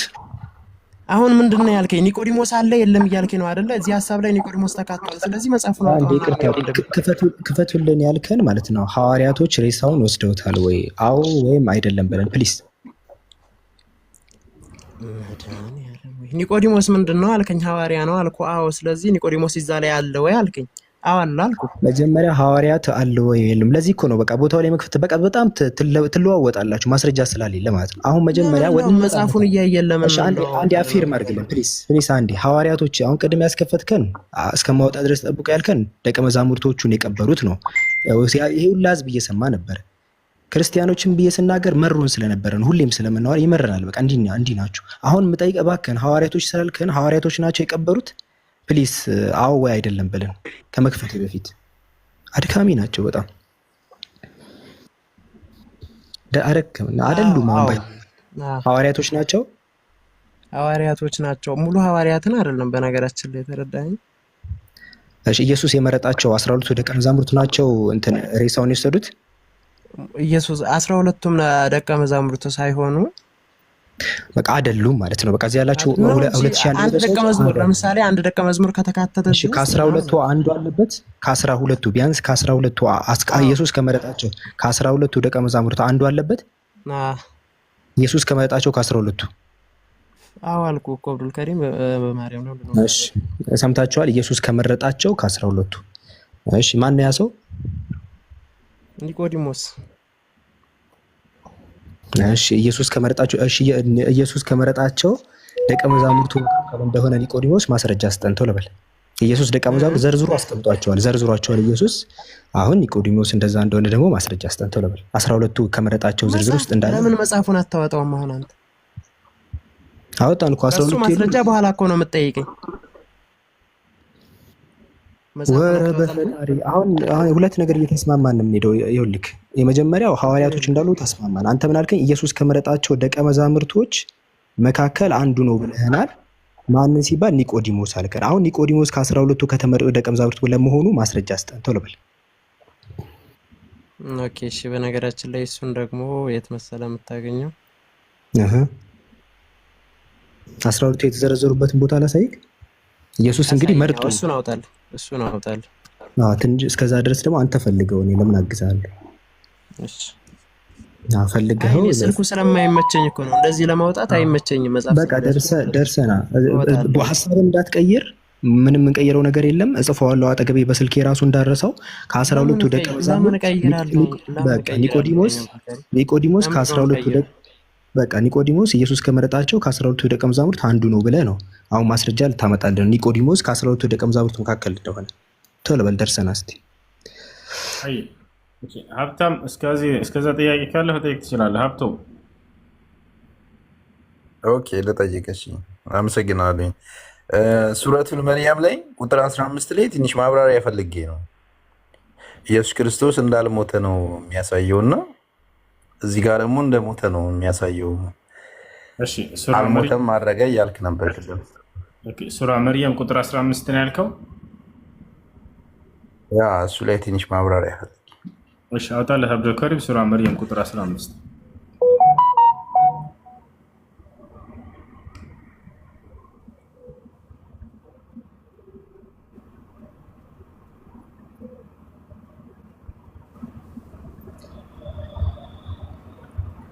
እሺ ያ እና ሱራ መርያም ቁጥር 15 አብቶ እያወራ ያለው ስለ ያህያ ነው፣ ስለ ዮሐንስ ነው። የሚገርመው ይሄ ጥቅስ ስለ ዮሐንስ ነው የሚያወራው። እሺ ለማንኛውም ያው ምን ይላል? እኔ ሙስሊም ነኝ፣ ማብራሪያ ፈልጌ ነው ስላልገባኝ ነው ከላይ ጀምሮ። ኦኬ ይቅርታ። እሺ ይቅርታ ሀብቶም እኔ ላይ ጥያቄ ስለሆነብኝ ነው። አሽር ለማንኛውም ይሄ ቃል የተናገረው ስለ ያህያ ነው፣ ስለ ዒሳም ተነግሯል። አየህ ይሄን ቃል ይዘው ለዒሳ ያ ያህያ ይላል። ይታያል። አንተ ያህያ ሆይ ኹዝ الكتاب መጽሐፉን ከሪያዝ እያለ ያዛ እና ስለ ያህያ የተነገረ ነው። ለዒሳም ተናግሮታል አላህ ሱብሓነሁ ወተዓላ። ገብቶሃል አይደል? ስለዚህ ዒሳ ሞተን ብለው በዚህ ጥቅስ ግግም የሚሉባችሁ ከሆነ ያው እነሱም እንዲሁ ያህያንም በዚያው ወሰዱት አበሏቸው። አንድ አይነት ቃል ነው። ወሰላሙን ዐለይሂ የውመ ውሊደ ወየውመ የሙት ወየውመ ዩብዐሱ ሐያ ስለ ያሕያ ልክ እንዲሁ ደግሞ ስለ ዒሳ ምን ይላል? ወሰላሙ ዐለየ የውመ ውሊድቱ ወየውመ አሙት ወየውመ ዩብዐሱ ሐያ ይላል። እና ይሄ ነው። አመሰግናለሁ። እና ደግሞ አንድ ሲራ ላይ ትንሽ ጥያቄ ያለኝና በዛው አያይዘህ ብትመልስልኝ።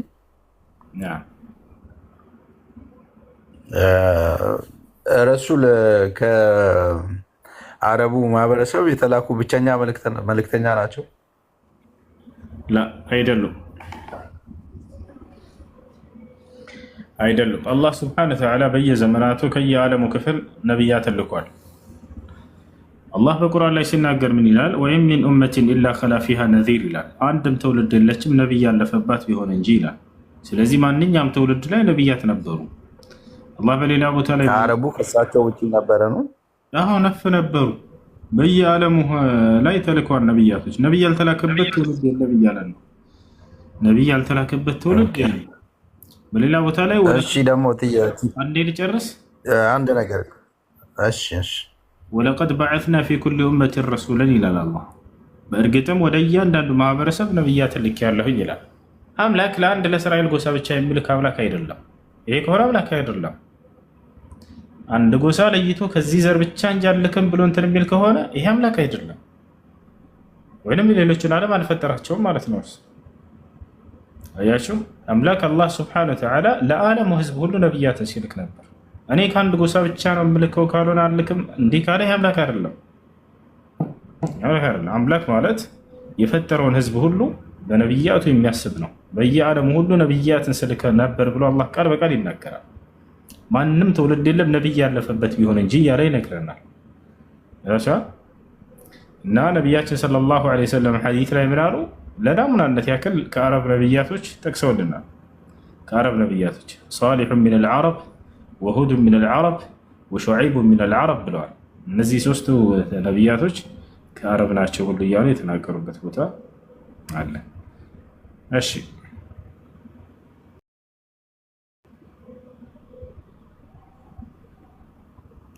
ሌላ ጥያቄ አለ?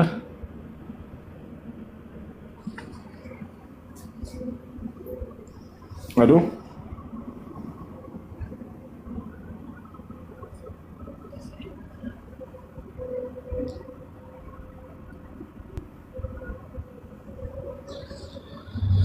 ያ ሰላም ያ ሰላም ያ ሰላም።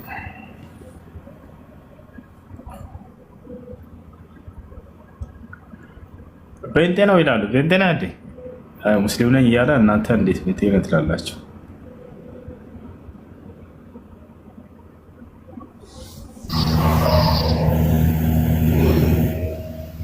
እሺ ጥያቄ ያለ ይቀጥል።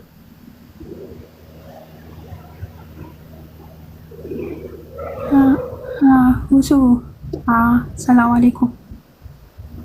ወአለይኩም ሰላም ወረሕመቱላሂ ወበረካቱህ።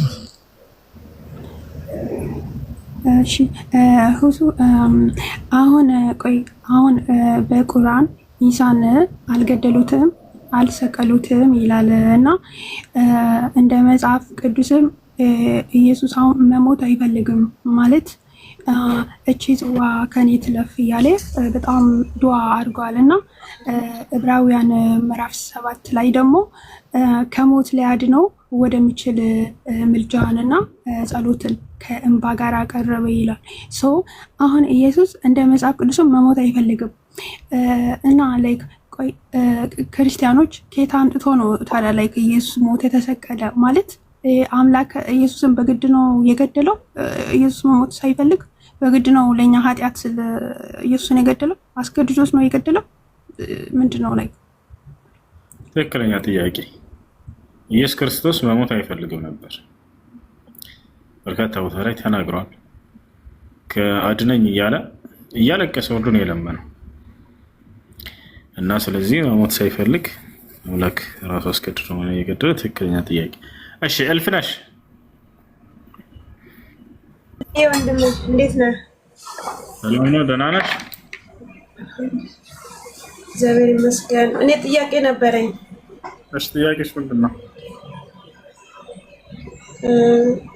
ስልህ ፍቅረኛዬ ያኔ ሙስሊም ነው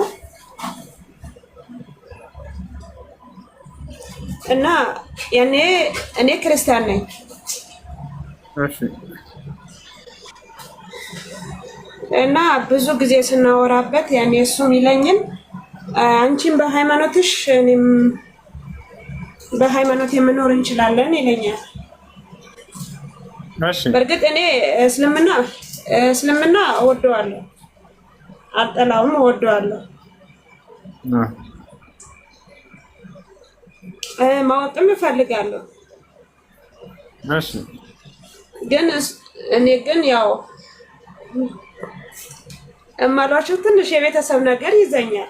እውነት ለማውራት ቤተሰብ ለምን ትፈሪያለሽ? ፈጣሪ ተፈር አሁን ለምሳሌ አባቴ ቄስ ነው እኮ ቢሆንም መቼም ከፈጣሪ አይበልጥም አይደለ? ትክክል። አዎ አይበልጥም። አዎ ነገ ከሞት በኋላ ፈጣሪ ፊት እንቆማለን ብሎ የሚያስብ ሰው ወላሂ በራሱ ላይ አይቀልድም። እምነት አልባ የሆነ ሰው በራሱ ቢቀልድ አይደንቀኝም። ስለማያውቅ ከፈጣሪ ፊት እቆማለሁ የሚለውን ነገር ያውቅ።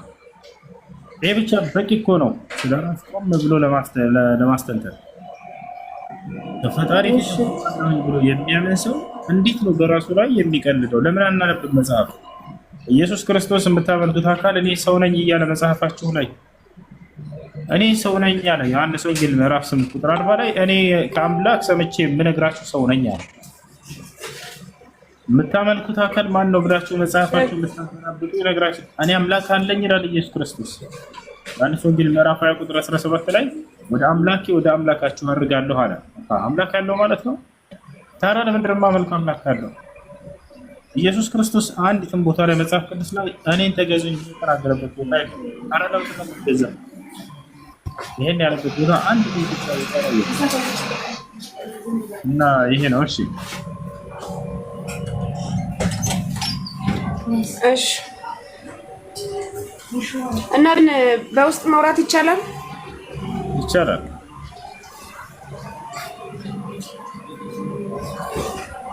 እሺ። ቁጥርህ እንዴት ማግኘት እችላለሁ? ችግር የለውም ማስቀመጥ ይችላል። እሺ ወንድሜ በጣም ነው አመሰግነው።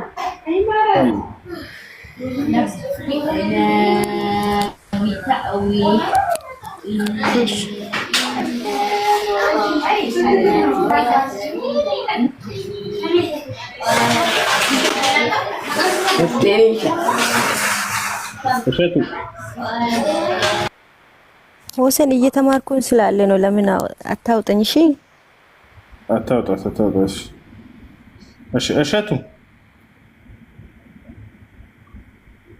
እሺ እሸቱ ማፊ ነው ግን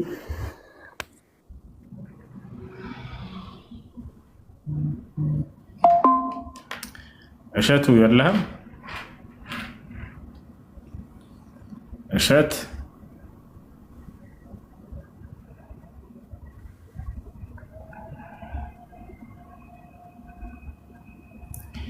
እሺ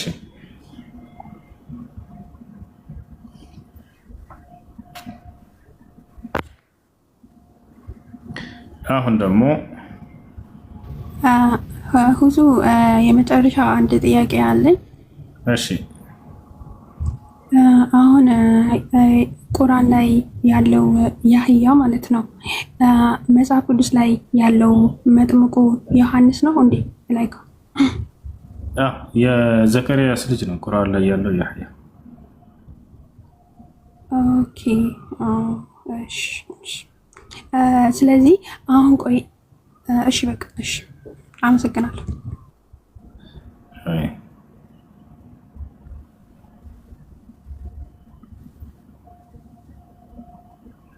እሺ ከላይ ጂ ከበደ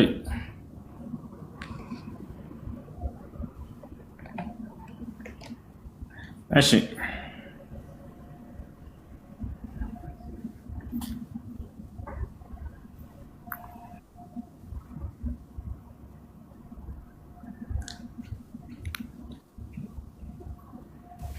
እኔ ልጠይቅ ጥያቄ? ጠይቅ። እሺ የኢብራሂም አለይሂ ሰላም እና ረሱል የደም ግንኙነት አላቸው? የደም ሐረግ? አዎ፣ በቁርአንም በሐዲስም የጸደቀ ጉዳይ ነው እሱ። እና ኢብራሂም አለይሂ ሰላም አረብ ነበሩ? ከኢብራሂም አለይሂ ሰላም ነው የተመዘዙት። ነቢያችን ሰለላሁ ዐለይሂ ወሰለም ይህን ይናገራሉ እርሳቸው ቃል በቃል እኮ ገብቶኛል።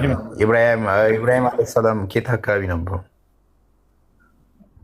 እርሳቸው ከኢራቅ ናቸው መነሻቸው። ያው በቁርአን በሐዲስም ላይ ሀገሩ እዚህ ነው ተብሎ በግልጽ የተቀመጠበት ቦታ ባይኖርም ሙፈሲሮች ጋር ኢራቅ ነው የሚለው እና ኢራቅ ላይ አረብ ነበሩ ነው ኢብራሂም አለይሂ ሰላም። እሺ አዳምጥ። አሁን ስለ ዘራቸው ነው ወይስ ስለ ቋንቋቸው ነው ጥያቄ? ስለ ዘራቸው። ስለ ዘራቸው ከሆነ በቁርአንም በሐዲስም ላይ ማስረጃ ልስጥህ። እርሳቸው የኢብራሂም ዘር እንዳለባቸው አውቃለሁ። ኢብራሂም አለይሂ ሰላም አረብ ነበሩ ወይ ነው ዘራቸው? አረብ ነው ተብሎ የተቀመጠበት ቦታ የለም። እንዲህ ነው ዘሩ ተብሎ የተቀመጠበት ቦታ የለም። ነገር ግን የዘር ሐረጋቸው ከነቢያችን ሰለላሁ ዐለይሂ ወሰለም ጋር እንደሚገናኝ በቁርአንም በሐዲስም ጸድቋል። እኔ ኢትዮጵያዊ የሚሆን እሱ ጉዳይ አይደለም። እኔ ግን ከነቢ ሰለላሁ ዐለይሂ ወሰለም ጋር ዘሩ የተገናኘ ነው ወይ? አዎ ነው። አላህም በቁርአን መስክሯል፣ ነቢ ሰለላሁ ዐለይሂ ወሰለም በሐዲስም መስክሯል። እኔም እመሰክራለሁ። እንደዛ ይላል። እሱም እኔም እመሰክራለሁ። ቁርአንና ሐዲስ ላይ እንደዛ ይላል። እሺ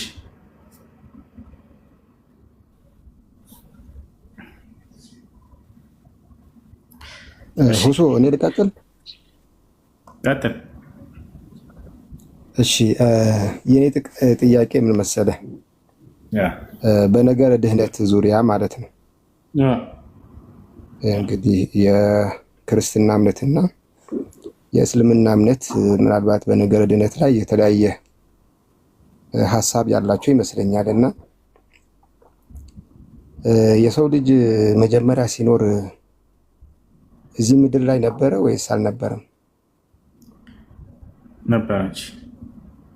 አሁን እኛ ምናምነው ገነት የሚባል ቦታ ነበረ የሰው ልጅ። ከዛ በጥፋት ምክንያት ነው ወደዚህ እንደመጣ ነው የምናውቀው። የሰው ልጅ ሁሉ እዛ ነበር። የሰው ልጅ ማለት ለምሳሌ አዳምና ሔዋንን ነው እኮ እነሱ ናቸው የሰው ልጅ የምንላቸው እኮ እነሱ እዛ ነበሩ። ይሄን እኛም እናምናለን፣ በገነት ውስጥ ነበሩ። ኦኬ እሺ። አሁን ያው በእነሱ ምክንያት አሁን እንደኛ አስተምህሮ እነሱ ገነት ውስጥ በነበሩ ሰዓት ጥፋት አጠፉ፣ ወደ ምድር መጡ። ምድር ላይ መውለድ መዋለድ ተጀመረ። ያው እኛም የነሱን በደል መጥቶብን ነው እዚህ ምድር ላይ የኖርነው ነው። በእስልምና እንደዚህ ይታመናል አይደለም? አምላክ ማንንም በማንም ኃጢአት አይቀጣም። አምላክ አላህ አንዱን በሌላው በደል የሚይዝ አይደለም። ወላ ተዚሩ ዋዝረቱን ወዝረ ኡኽራ ይላል። ማንም ነፍስ በሌላ ነፍስ ኃጢአት አትጠየቅም ይላል። አዳምና ሔዋን ራሳቸው ኃጢአቱን ሰርተዋል፣ ራሳቸው ቅጣቱን ይወስዳሉ። ያ ነው እንጂ አምላክ አላህ ሱብሓነሁ ወተዓላ አንዱን በሌላው ልጅን በአባቱ አባትን በልጁ የሚቀጣ አምላክ አይደለም። እሺ እንደዛ ከሆነ ማለት ነው ለምሳሌ አዳምና ሔዋን ገነት እንዲኖሩ ነበረ ያስገባቸው የነበረው፣ ግን ኃጢአት ስለሰሩ ወደ ምድር መጥተዋል። እሺ ያጠፉት አዳምና ሔዋኖች ናቸው፣ ሁለቱ ብቻ። ሌሎቹ አሁን የልጅ ልጆቻቸው ወይም እኛም ቢሆን ያጠፋነው ነገር አልነበረም። ወደ ገነት እንዴት አልገባንም? እዚህ ምድር ላይ ለምን መኖር ጀመርን ነው አንዱ። እዛ ስንኖር ነበር መጀመሪያ በገነት ውስጥ የኖሩት አዳምና ሔዋን ናቸው። እነሱ አዳምና ሔዋን ገነት ይኖሩ ነበር። ተስማምተን አላል? አዎ። እዛ ለምን እዚህ መጣን እያልከኝ እኮ ነው አንተ። እዛ ኖረሃል? አዎ። እኛ ለምን እንግዲህ አባትና እናቴ ኖረዋል እኮ። አባትና እናት አዳምና ሐዋ እዛ ኖረዋል። ስለዚህ ጥያቄው እንዴት ነው መሆን ያለበት? አዳምና ሐዋ እንዴት ነው ወደ ገነት የሚመለሱበት መንገድ የሚለው ቢሆን ጥሩ ተዋል አይደል? እና ወደ ገነት ተመላሾች ናቸው ወይ ከተባለ እንደ እስልምና አዎ ናቸው። እንዴት ተመለሱ የሚባለው ካስፈለገ አምላክ አላህ ሱብሓነሁ ወተዓላ ለኃጢአታቸው ይቅርታ አደረገላቸው፣ ንስሐ አደረገው፣ ደርሶ ይቅር አላቸው።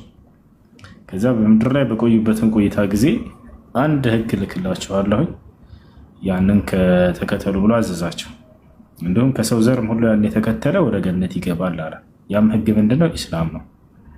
ገብታል አይደል? ለአደምና ለሐዋ ይሄን ብሏቸዋል ወይ ከተባለ አዎ ብሏቸዋል። ቁል አህቢጡ ሚንሃ ጀሚዓ ይላል። ፈኢማ የእትየነኩም ሚኒ ሁዳን ፈመን ተቢዐ ሁዳየ ፈላ ኸውፉን ዐለይሂም ወላ ሁም የሕዘኑን አለ። ወለዚነ ከፈሩ ወከዘቡ ቢአያቲና ኡላኢከ አስሓቡ ናር ሁም ፊሃ ኻሊዱን አለ። እዚህ ጋር ነው በቃ ይሄ ነው መሰረቱ። ይሄ ነው መሰረቱ። አላህ ሱብሓነሁ ወተዓላ ለአዳምና ለሔዋን ሲያወርዳቸው ዝም ብሎ በከንቱ አላወረዳቸው። ምን አላቸው? በሉ ሁላችሁም ከሰማይ ግዛት ወደ ምድር ውረዱ አላቸው። ከእኔ የሆነ አንድ ቅኑ መንገድን በሚመጣላችሁ ጊዜ የዛን ያን ቅኑ መንገዴን የተከተለ ወደ ገነት ይገባል። ሐዘንም ሆነ ትካዜ ይሄ ሰውዬ አይነካውም። ነገር ግን ያን የማወርደውን ቅኑ መንገዴን የካደና ያስተባበለ እነርሱ የእሳት ሰዎች ይሆናሉ፣ በእርሷም ውስጥ ዘውታሪዎች ናቸው አለ። አየህ። ስለዚህ ዳግም የሰው ልጆች ወደ ገነት የሚገቡበት መንገድ ምንድነው ከተባለ ኢስላም ነው። ኢነ ዲነ ዐንደላሂ አልኢስላም አላምላክ አላህ ከእኔ ከአምላካችሁ ከአላህ ዘንድ ቀጥተኛውና ትክክለኛው ሃይማኖት ኢስላም ነው ብሎ ተናገረ። ያን እስልምናን ራሱ እንደደነገገልን ይናገራል። ነቢያትንም እያስነሳ አላህ ሱብሓነሁ ወተዓላ በየጊዜው ይህን ኢስላምን እንዲከተሉ አዘዛቸው። ኢስላምን ተከተሉ። ይህንና ትውልዶቻቸውንም እንዲሰብኩ አዘዛቸው። በየዘመናቱ አላህ ቃሉ ሞላ፣ ነቢያትን አስነሳ፣ ኢስላም እንዲከተሉ አዘዛቸው። ታዲያ ለመዳናቸው እርግጠኛ ናቸው ወይ? አዎ፣ ቃል በቃል ሲነግረን ቀድ አፍለሐል ሙእሚኑን አለ። እናንተ አማኞች በእርግጥም ድናችኋል ይላል። ከሞት በኋላ ወዴት እንደምትሄዱ ይታወቃል ወይ? አዎ፣ ቃል በቃል ራሱ ይናገራል።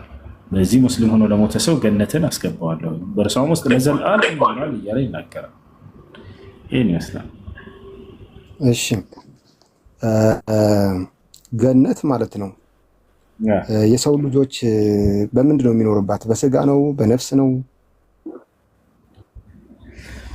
እሺ፣ በጣም ጥሩ። በገነት ውስጥ ሰው በስጋ በነፍስም ይኖራል። ነገር ግን ስጋ ሲባል እቺ ዛሬ ምድር ላይ የምናያት እቺ ስጋችን እንዳትመስላችሁ። እቺ ትደክማለች፣ ትዘልፋለች፣ ትቆስላለች፣ ትጎዳለች፣ እጅግ በጣም ደካማለች። አይናችንም እጃችንም ሰውነታችን ይሄ ዛሬ ምድር ላይ ይዘናት የምንኖራት አይነት አይደለችም። ዘላለማዊ የሆነ ማንነትን ነው ይዘን የምንገባው። እዛ ገብታችኋል አይደል? የማይራብ የሆነ የማይጠማ የሆነ አካል ነው።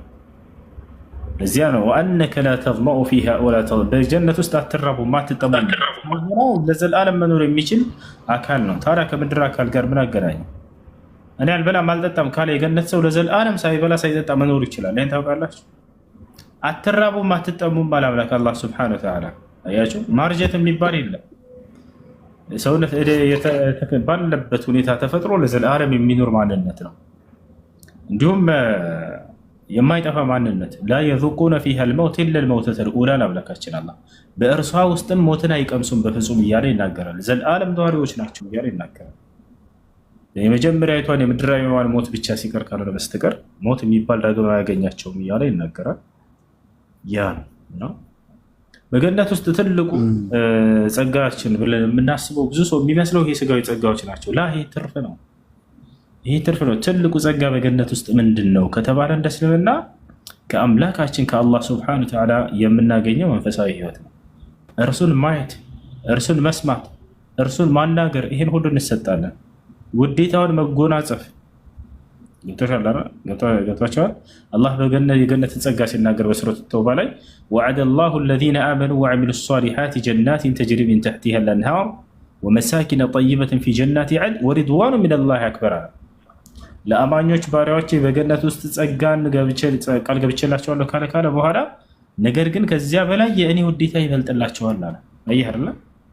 ይህን ቃል ነቢዩ ሙሐመድ ሰለላሁ ዐለይሂ ወሰለም ሐዲስ ላይ ሲናገሩ ምን አሉ? ያ አህለል ጀና አህለልቱ ዐለይኩም ሪድዋኒ ፈላ አስኸጡ ዐለይኩም አበዳ ይላቸዋል አሉ።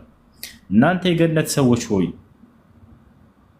ውዴታዬን በእናንተ ላይ አስፈኝላቸዋለሁ፣ ለዘላለም በፍጹም ቅንጣት እንኳን አልቆጣባቸውም ይላቸዋል አሉ። ይሄ ነው የእርሱን ውዴታ መጎናጸፍ። እርሱን እያመሰገን ነው እየቀደስ ነው ለዘላለም እንኖራለን። የመስጋና እያመሰገናችሁት እንደምትኖሩ ተገልጿል ወይ? አዎ አላህ وقال الحمد لله الذي هدانا لهذا وما كنا لنهتدي لولا أن هدانا الله بلا بركة وترى ينكر وقيل الحمد لله رب العالمين يعلم العالمات قتال أملاكات الله أنت الله مسكانا يقبل يورو أيام سجنت ما فسعيتين كرسو غري كترين وران أرسل مايت يميبالو زقال كدو تايت الله شجيتاچون الله نيارو تناغرو ያ ሁሉ ጸጋ አለ። ከዚያ በኋላ ተጨማሪው ነው ያ ስጋዊ ጸጋ የምንላቸው ነገራቶች። ያንንም ራሱ ሰውየው እኔ ሳልበላ ሳልጠጣ ለዘላለም መኖር ነው የምፈልገው ካለ መብት ነው፣ እንደፈለገ ነው። ወጣላ አይደል?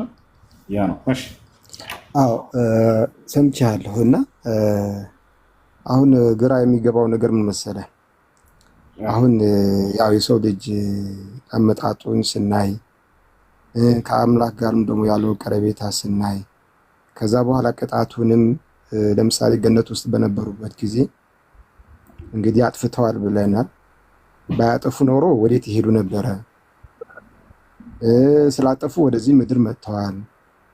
አሁንስ አሁን ለምሳሌ የቂያማ ቀን ተብሎ ወይም የዳግም ምጽአት ብለን የምንለው ጊዜ የሰው ልጆች እንግዲህ ትንሣኤ ያደርጋሉ ይባላል አይደለ? የመጨረሻው ዘመን ላይ በዛን ጊዜ አሁን ወዴት ወደ ሌላ ዓለም የምንገባበት አለ ብላችሁ ታምናላችሁ? አታምኑም? ለምሳሌ እኛ ወይም የኛ የኦርቶዶክስ አስተምህሮ እነዚህ 5 ዓለማት ምድር የሚባሉ አሉ።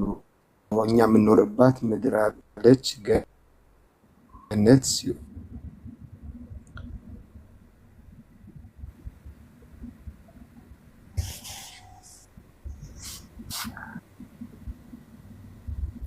ልጆች በጣም እየያዘ ነው።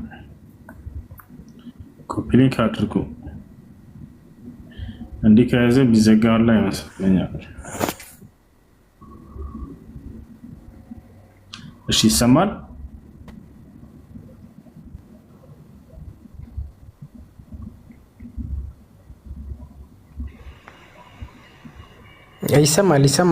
ይሰማል። አሁን ለቋል። ይሰማል። ሰማ መቀጠል ትችላላችሁ። እሺ ልቀጥል? ቀጥልሽ። እሺ ጥያቄ ነበረኝ። በእስልምና ስንት ነብዮች ነበሩ? ከመሐመድ በፊት ወይም ከመሐመድ በኋላም ጭምር ማለት ነው። አጠቃላይ ስንት ነብዮች ነበሩ? ከነብዩ ሰለላሁ ዐለይሂ ወሰለም በኋላ ነብይ የለም።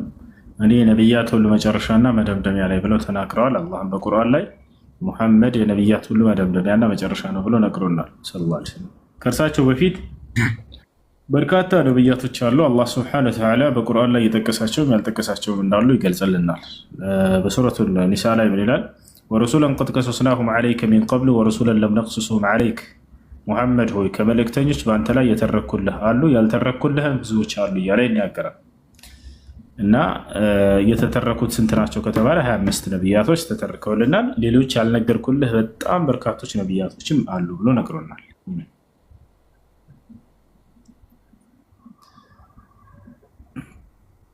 እሺ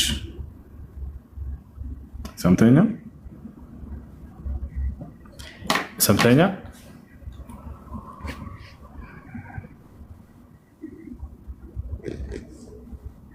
ልጆች አይሰማም? ልጁ ወጥቷል መሰለኝ። ለምን ታብ አታደርጉ? ታብ ለምን አታደርጉ? ቆይ ምን ይሻላችኋል? ታብ አድርጉ። እንትና ኮፒ ሊንክ ምናምን ማለት አለብን። በቃ ካልሆነ አይደረግም።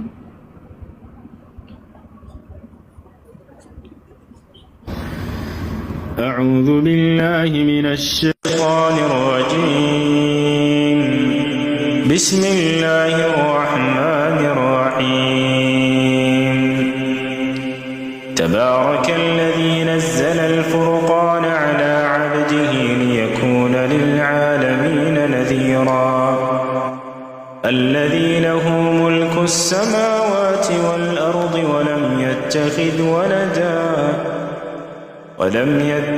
ولدا ولم يكن له شريك في الملك وخلق كل شيء فقدره تقديرا واتخذوا من دونه آلهة لا يخلقون شيئا وهم يخلقون ولا يملكون لأنفسهم ضرا ولا نفعا ولا يملكون موتا ولا حياة ولا نشورا وقال الذين كفروا إن هذا إلا إفك افتراه وأعانه عليه قوم آخرون فقد جاءوا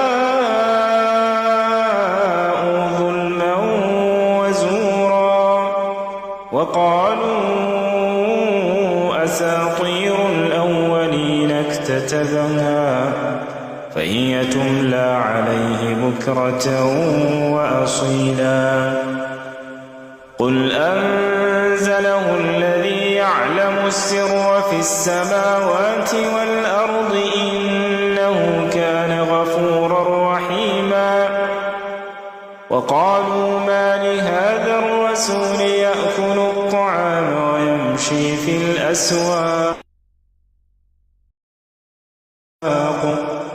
لولا أنزل إليه ملك فيكون معه نذيرا أو يلقى إليه كنز أو تكون له جنة يأكل منها وقال الظالمون إن تتبعون إلا رجلا مسحورا انظر كيف ضربوا لك الأمثال فضلوا فلا يستطيعون سبيلا تبارك الذي إن شاء جعل لك خيرا من ذلك جنات تجري من تحتها الأنهار ويجعل لك قصورا بل كذبوا بالساعة وأعتدنا لمن كذب بالساعة سعيرا إذا رأتهم من مكان بعيد سمعوا لها تغيظا وزفيرا وإذا ألقوا منها مكانا ضيقا مقرنين دعوا هنالك ثبورا لا تدعوا اليوم ثبورا واحدا وادعوا ثبورا كثيرا قل أذلك خير أم جنة الخلد التي وعد المتقون كانت لهم جزاء ومصيرا لهم فيها ما يشاءون خالدين كان على ربك وعدا مسئولا ويوم يحشرهم وما يعبدون من دون الله فيقول أأنتم أضللتم عبادي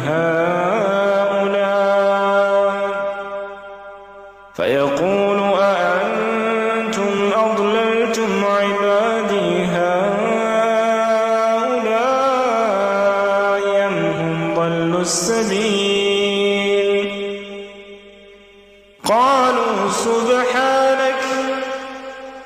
قالوا سبحانك ما كان ينبغي لنا أن نتخذ من دونك من أولياء ولكن متعتهم وآباءهم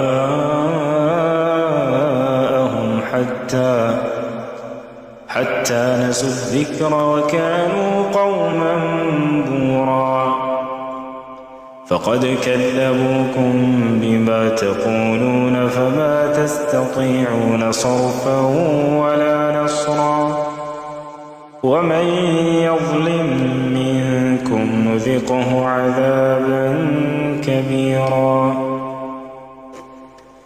وما أرسلنا قبلك من المرسلين إلا إنهم ليأكلون الطعام ويمشون في الأسواق وجعلنا بعضكم لبعض فتنة أتصبرون وكان ربك بصيرا وقال الذين لا يرجون لقاءنا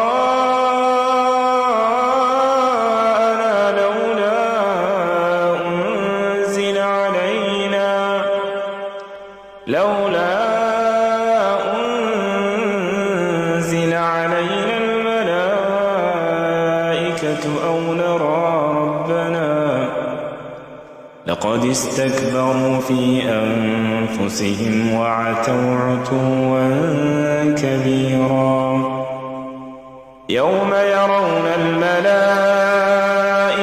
لا بشرى يومئذ للمجرمين ويقولون حجرا محجورا وقدمنا إلى ما عملوا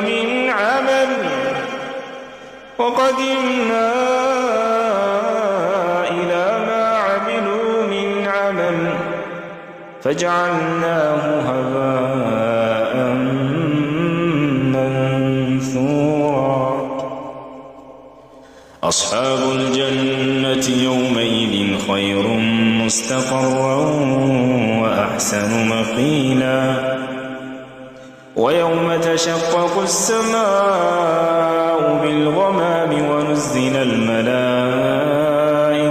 تنزيلا الملك يومئذ الحق للرحمن وكان يوما على الكافرين عسيرا ويوم يعض الظالم على يديه يقول يا ليتني اتخذت مع الرسول سبيلا يا ويلتى ليتني لم أتخذ فلانا خليلا لقد أضلني عن الذكر بعد إذ جاءني وكان الشيطان للإنسان خذولا وقال الرسول يا رب إن قوم اتخذوا هذا القرآن مهجورا وكذلك جعلنا لكل نبي عدوا من المجرمين وكفى بربك هاديا ونصيرا وقال الذين كفروا لولا نزل عليه القرآن جملة واحدة كذلك لنثبت به فؤادك ورتلناه ترتيلا ولا يأتونك بمثل إلا جئناك بالحق وأحسن تفسيرا الذين يحشرون على وجوههم إلى جهنم أولئك شر مكانا وأضل سبيلا ولقد آتينا موسى الكتاب وجعلنا معه أخاه هارون وزيرا فقلنا اذهبا إلى القوم الذين كذبوا بآياتنا فدمرناهم تدميرا وقوم نوح لما كذبوا الرسل أغرقناهم وجعلناهم للناس آية وأعتدنا للظالمين عذابا أليما وعادا وثمود وأصحاب الرس وقرونا بين ذلك كثيرا وكلا ضربنا له الأمثال وكلا تبرنا تتبيرا ولقد أتوا على القرية التي أمطرت مطر السوء أفلم يكونوا يرونها بل كانوا لا يرجون نشورا وإذا رأوك إن يتخذونك إلا هزوا أهذا الذي بعث الله رسولا إن كاد ليضلنا عن آلهتنا لولا أن صبرنا عليها وسوف يعلمون حين يرون العذاب من أضل سبيلا أرأيت من اتخذ إلهه هواه أفأنت تكون عليه وكيلا أم تحسب أن أكثرهم يسمعون أو يعقلون إن هم إلا كالأنعام بل هم أضل سبيلا ألم تر إلى ربك كيف مد الظل ولو شاء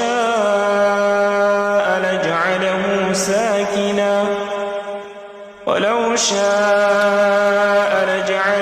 ساكنا ثم جعلنا الشمس عليه دليلا ثم قبضناه إلينا قبضا يسيرا وهو الذي جعل لكم الليل لباسا والنوم سباتا وجعل النهار نشورا وهو الذي أرسل الرياح بشرا بين يدي رحمته وأنزلنا من السماء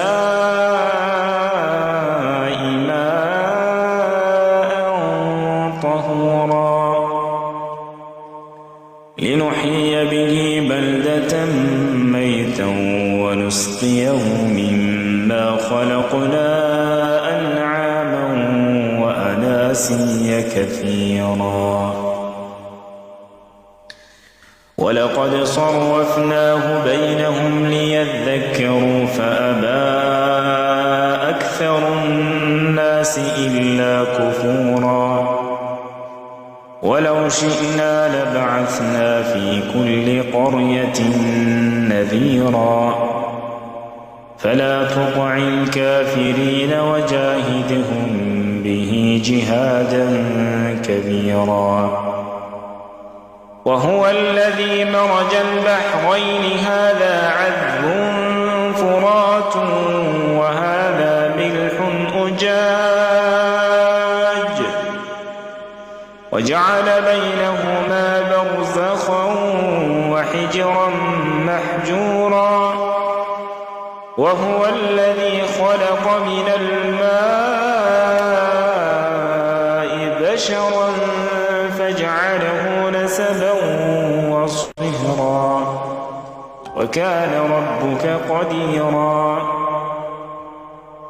ويعبدون من دون الله ما لا ينفعهم ولا يضرهم ويعبدون من دون الله ما لا ينفعهم ولا يضرهم وكان الكافر على ربه ظهيرا وما أرسلناك إلا مبشرا ونذيرا قل ما أسألكم عليه من أجر إلا من شاء أن يتخذ إلى ربه سبيلا وتوكل على الحي الذي لا يموت وسبح بحمده وكفى به بذنوب عباده خبيرا الذي خلق السماوات والأرض وما بينهما في 6 أيام ثم استوى على العرش الرحمن فاسأل به خبيرا وإذا قيل لهم اسجدوا للرحمن قالوا وما الرحمن أنسجد لما تأمرنا وزادهم نفورا تبارك الذي جعل في السماء بروجا وجعل فيها سراجا وقمرا منيرا وهو الذي جعل الليل والنهار خلفة لمن أراد أن يذكر أو أراد شكورا وعباد الرحمن الذين يمشون على الأرض هونا وإذا خاطبهم الجاهلون قالوا سلاما والذين يبيتون لربهم سجدا وقياما والذين يقولون ربنا اصرف عنا عذاب جهنم إن عذابها كان غراما إنها ساءت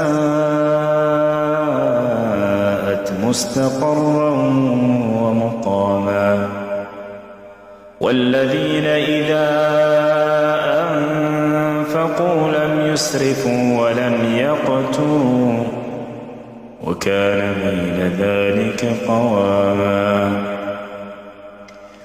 والذين لا يدعون مع الله إلها آخر ولا يقتلون النفس التي حرم الله إلا بالحق ولا يزنون ومن يفعل ذلك يلقى أثاما يضاعف له العذاب يوم القيامة ويخلد فيه مهانا إلا من تاب وآمن وعمل عملا صالحا فأولئك يبدل الله سيئاتهم حسنات وكان الله غفورا رحيما ومن تاب وعمل صالحا فإنه يتوب إلى الله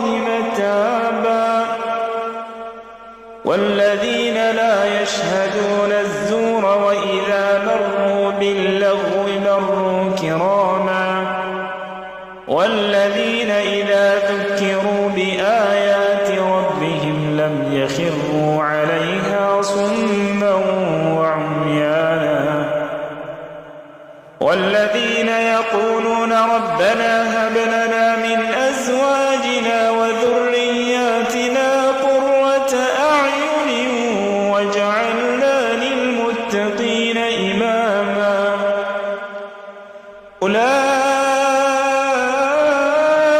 أولئك يجزون الغرفة بما صبروا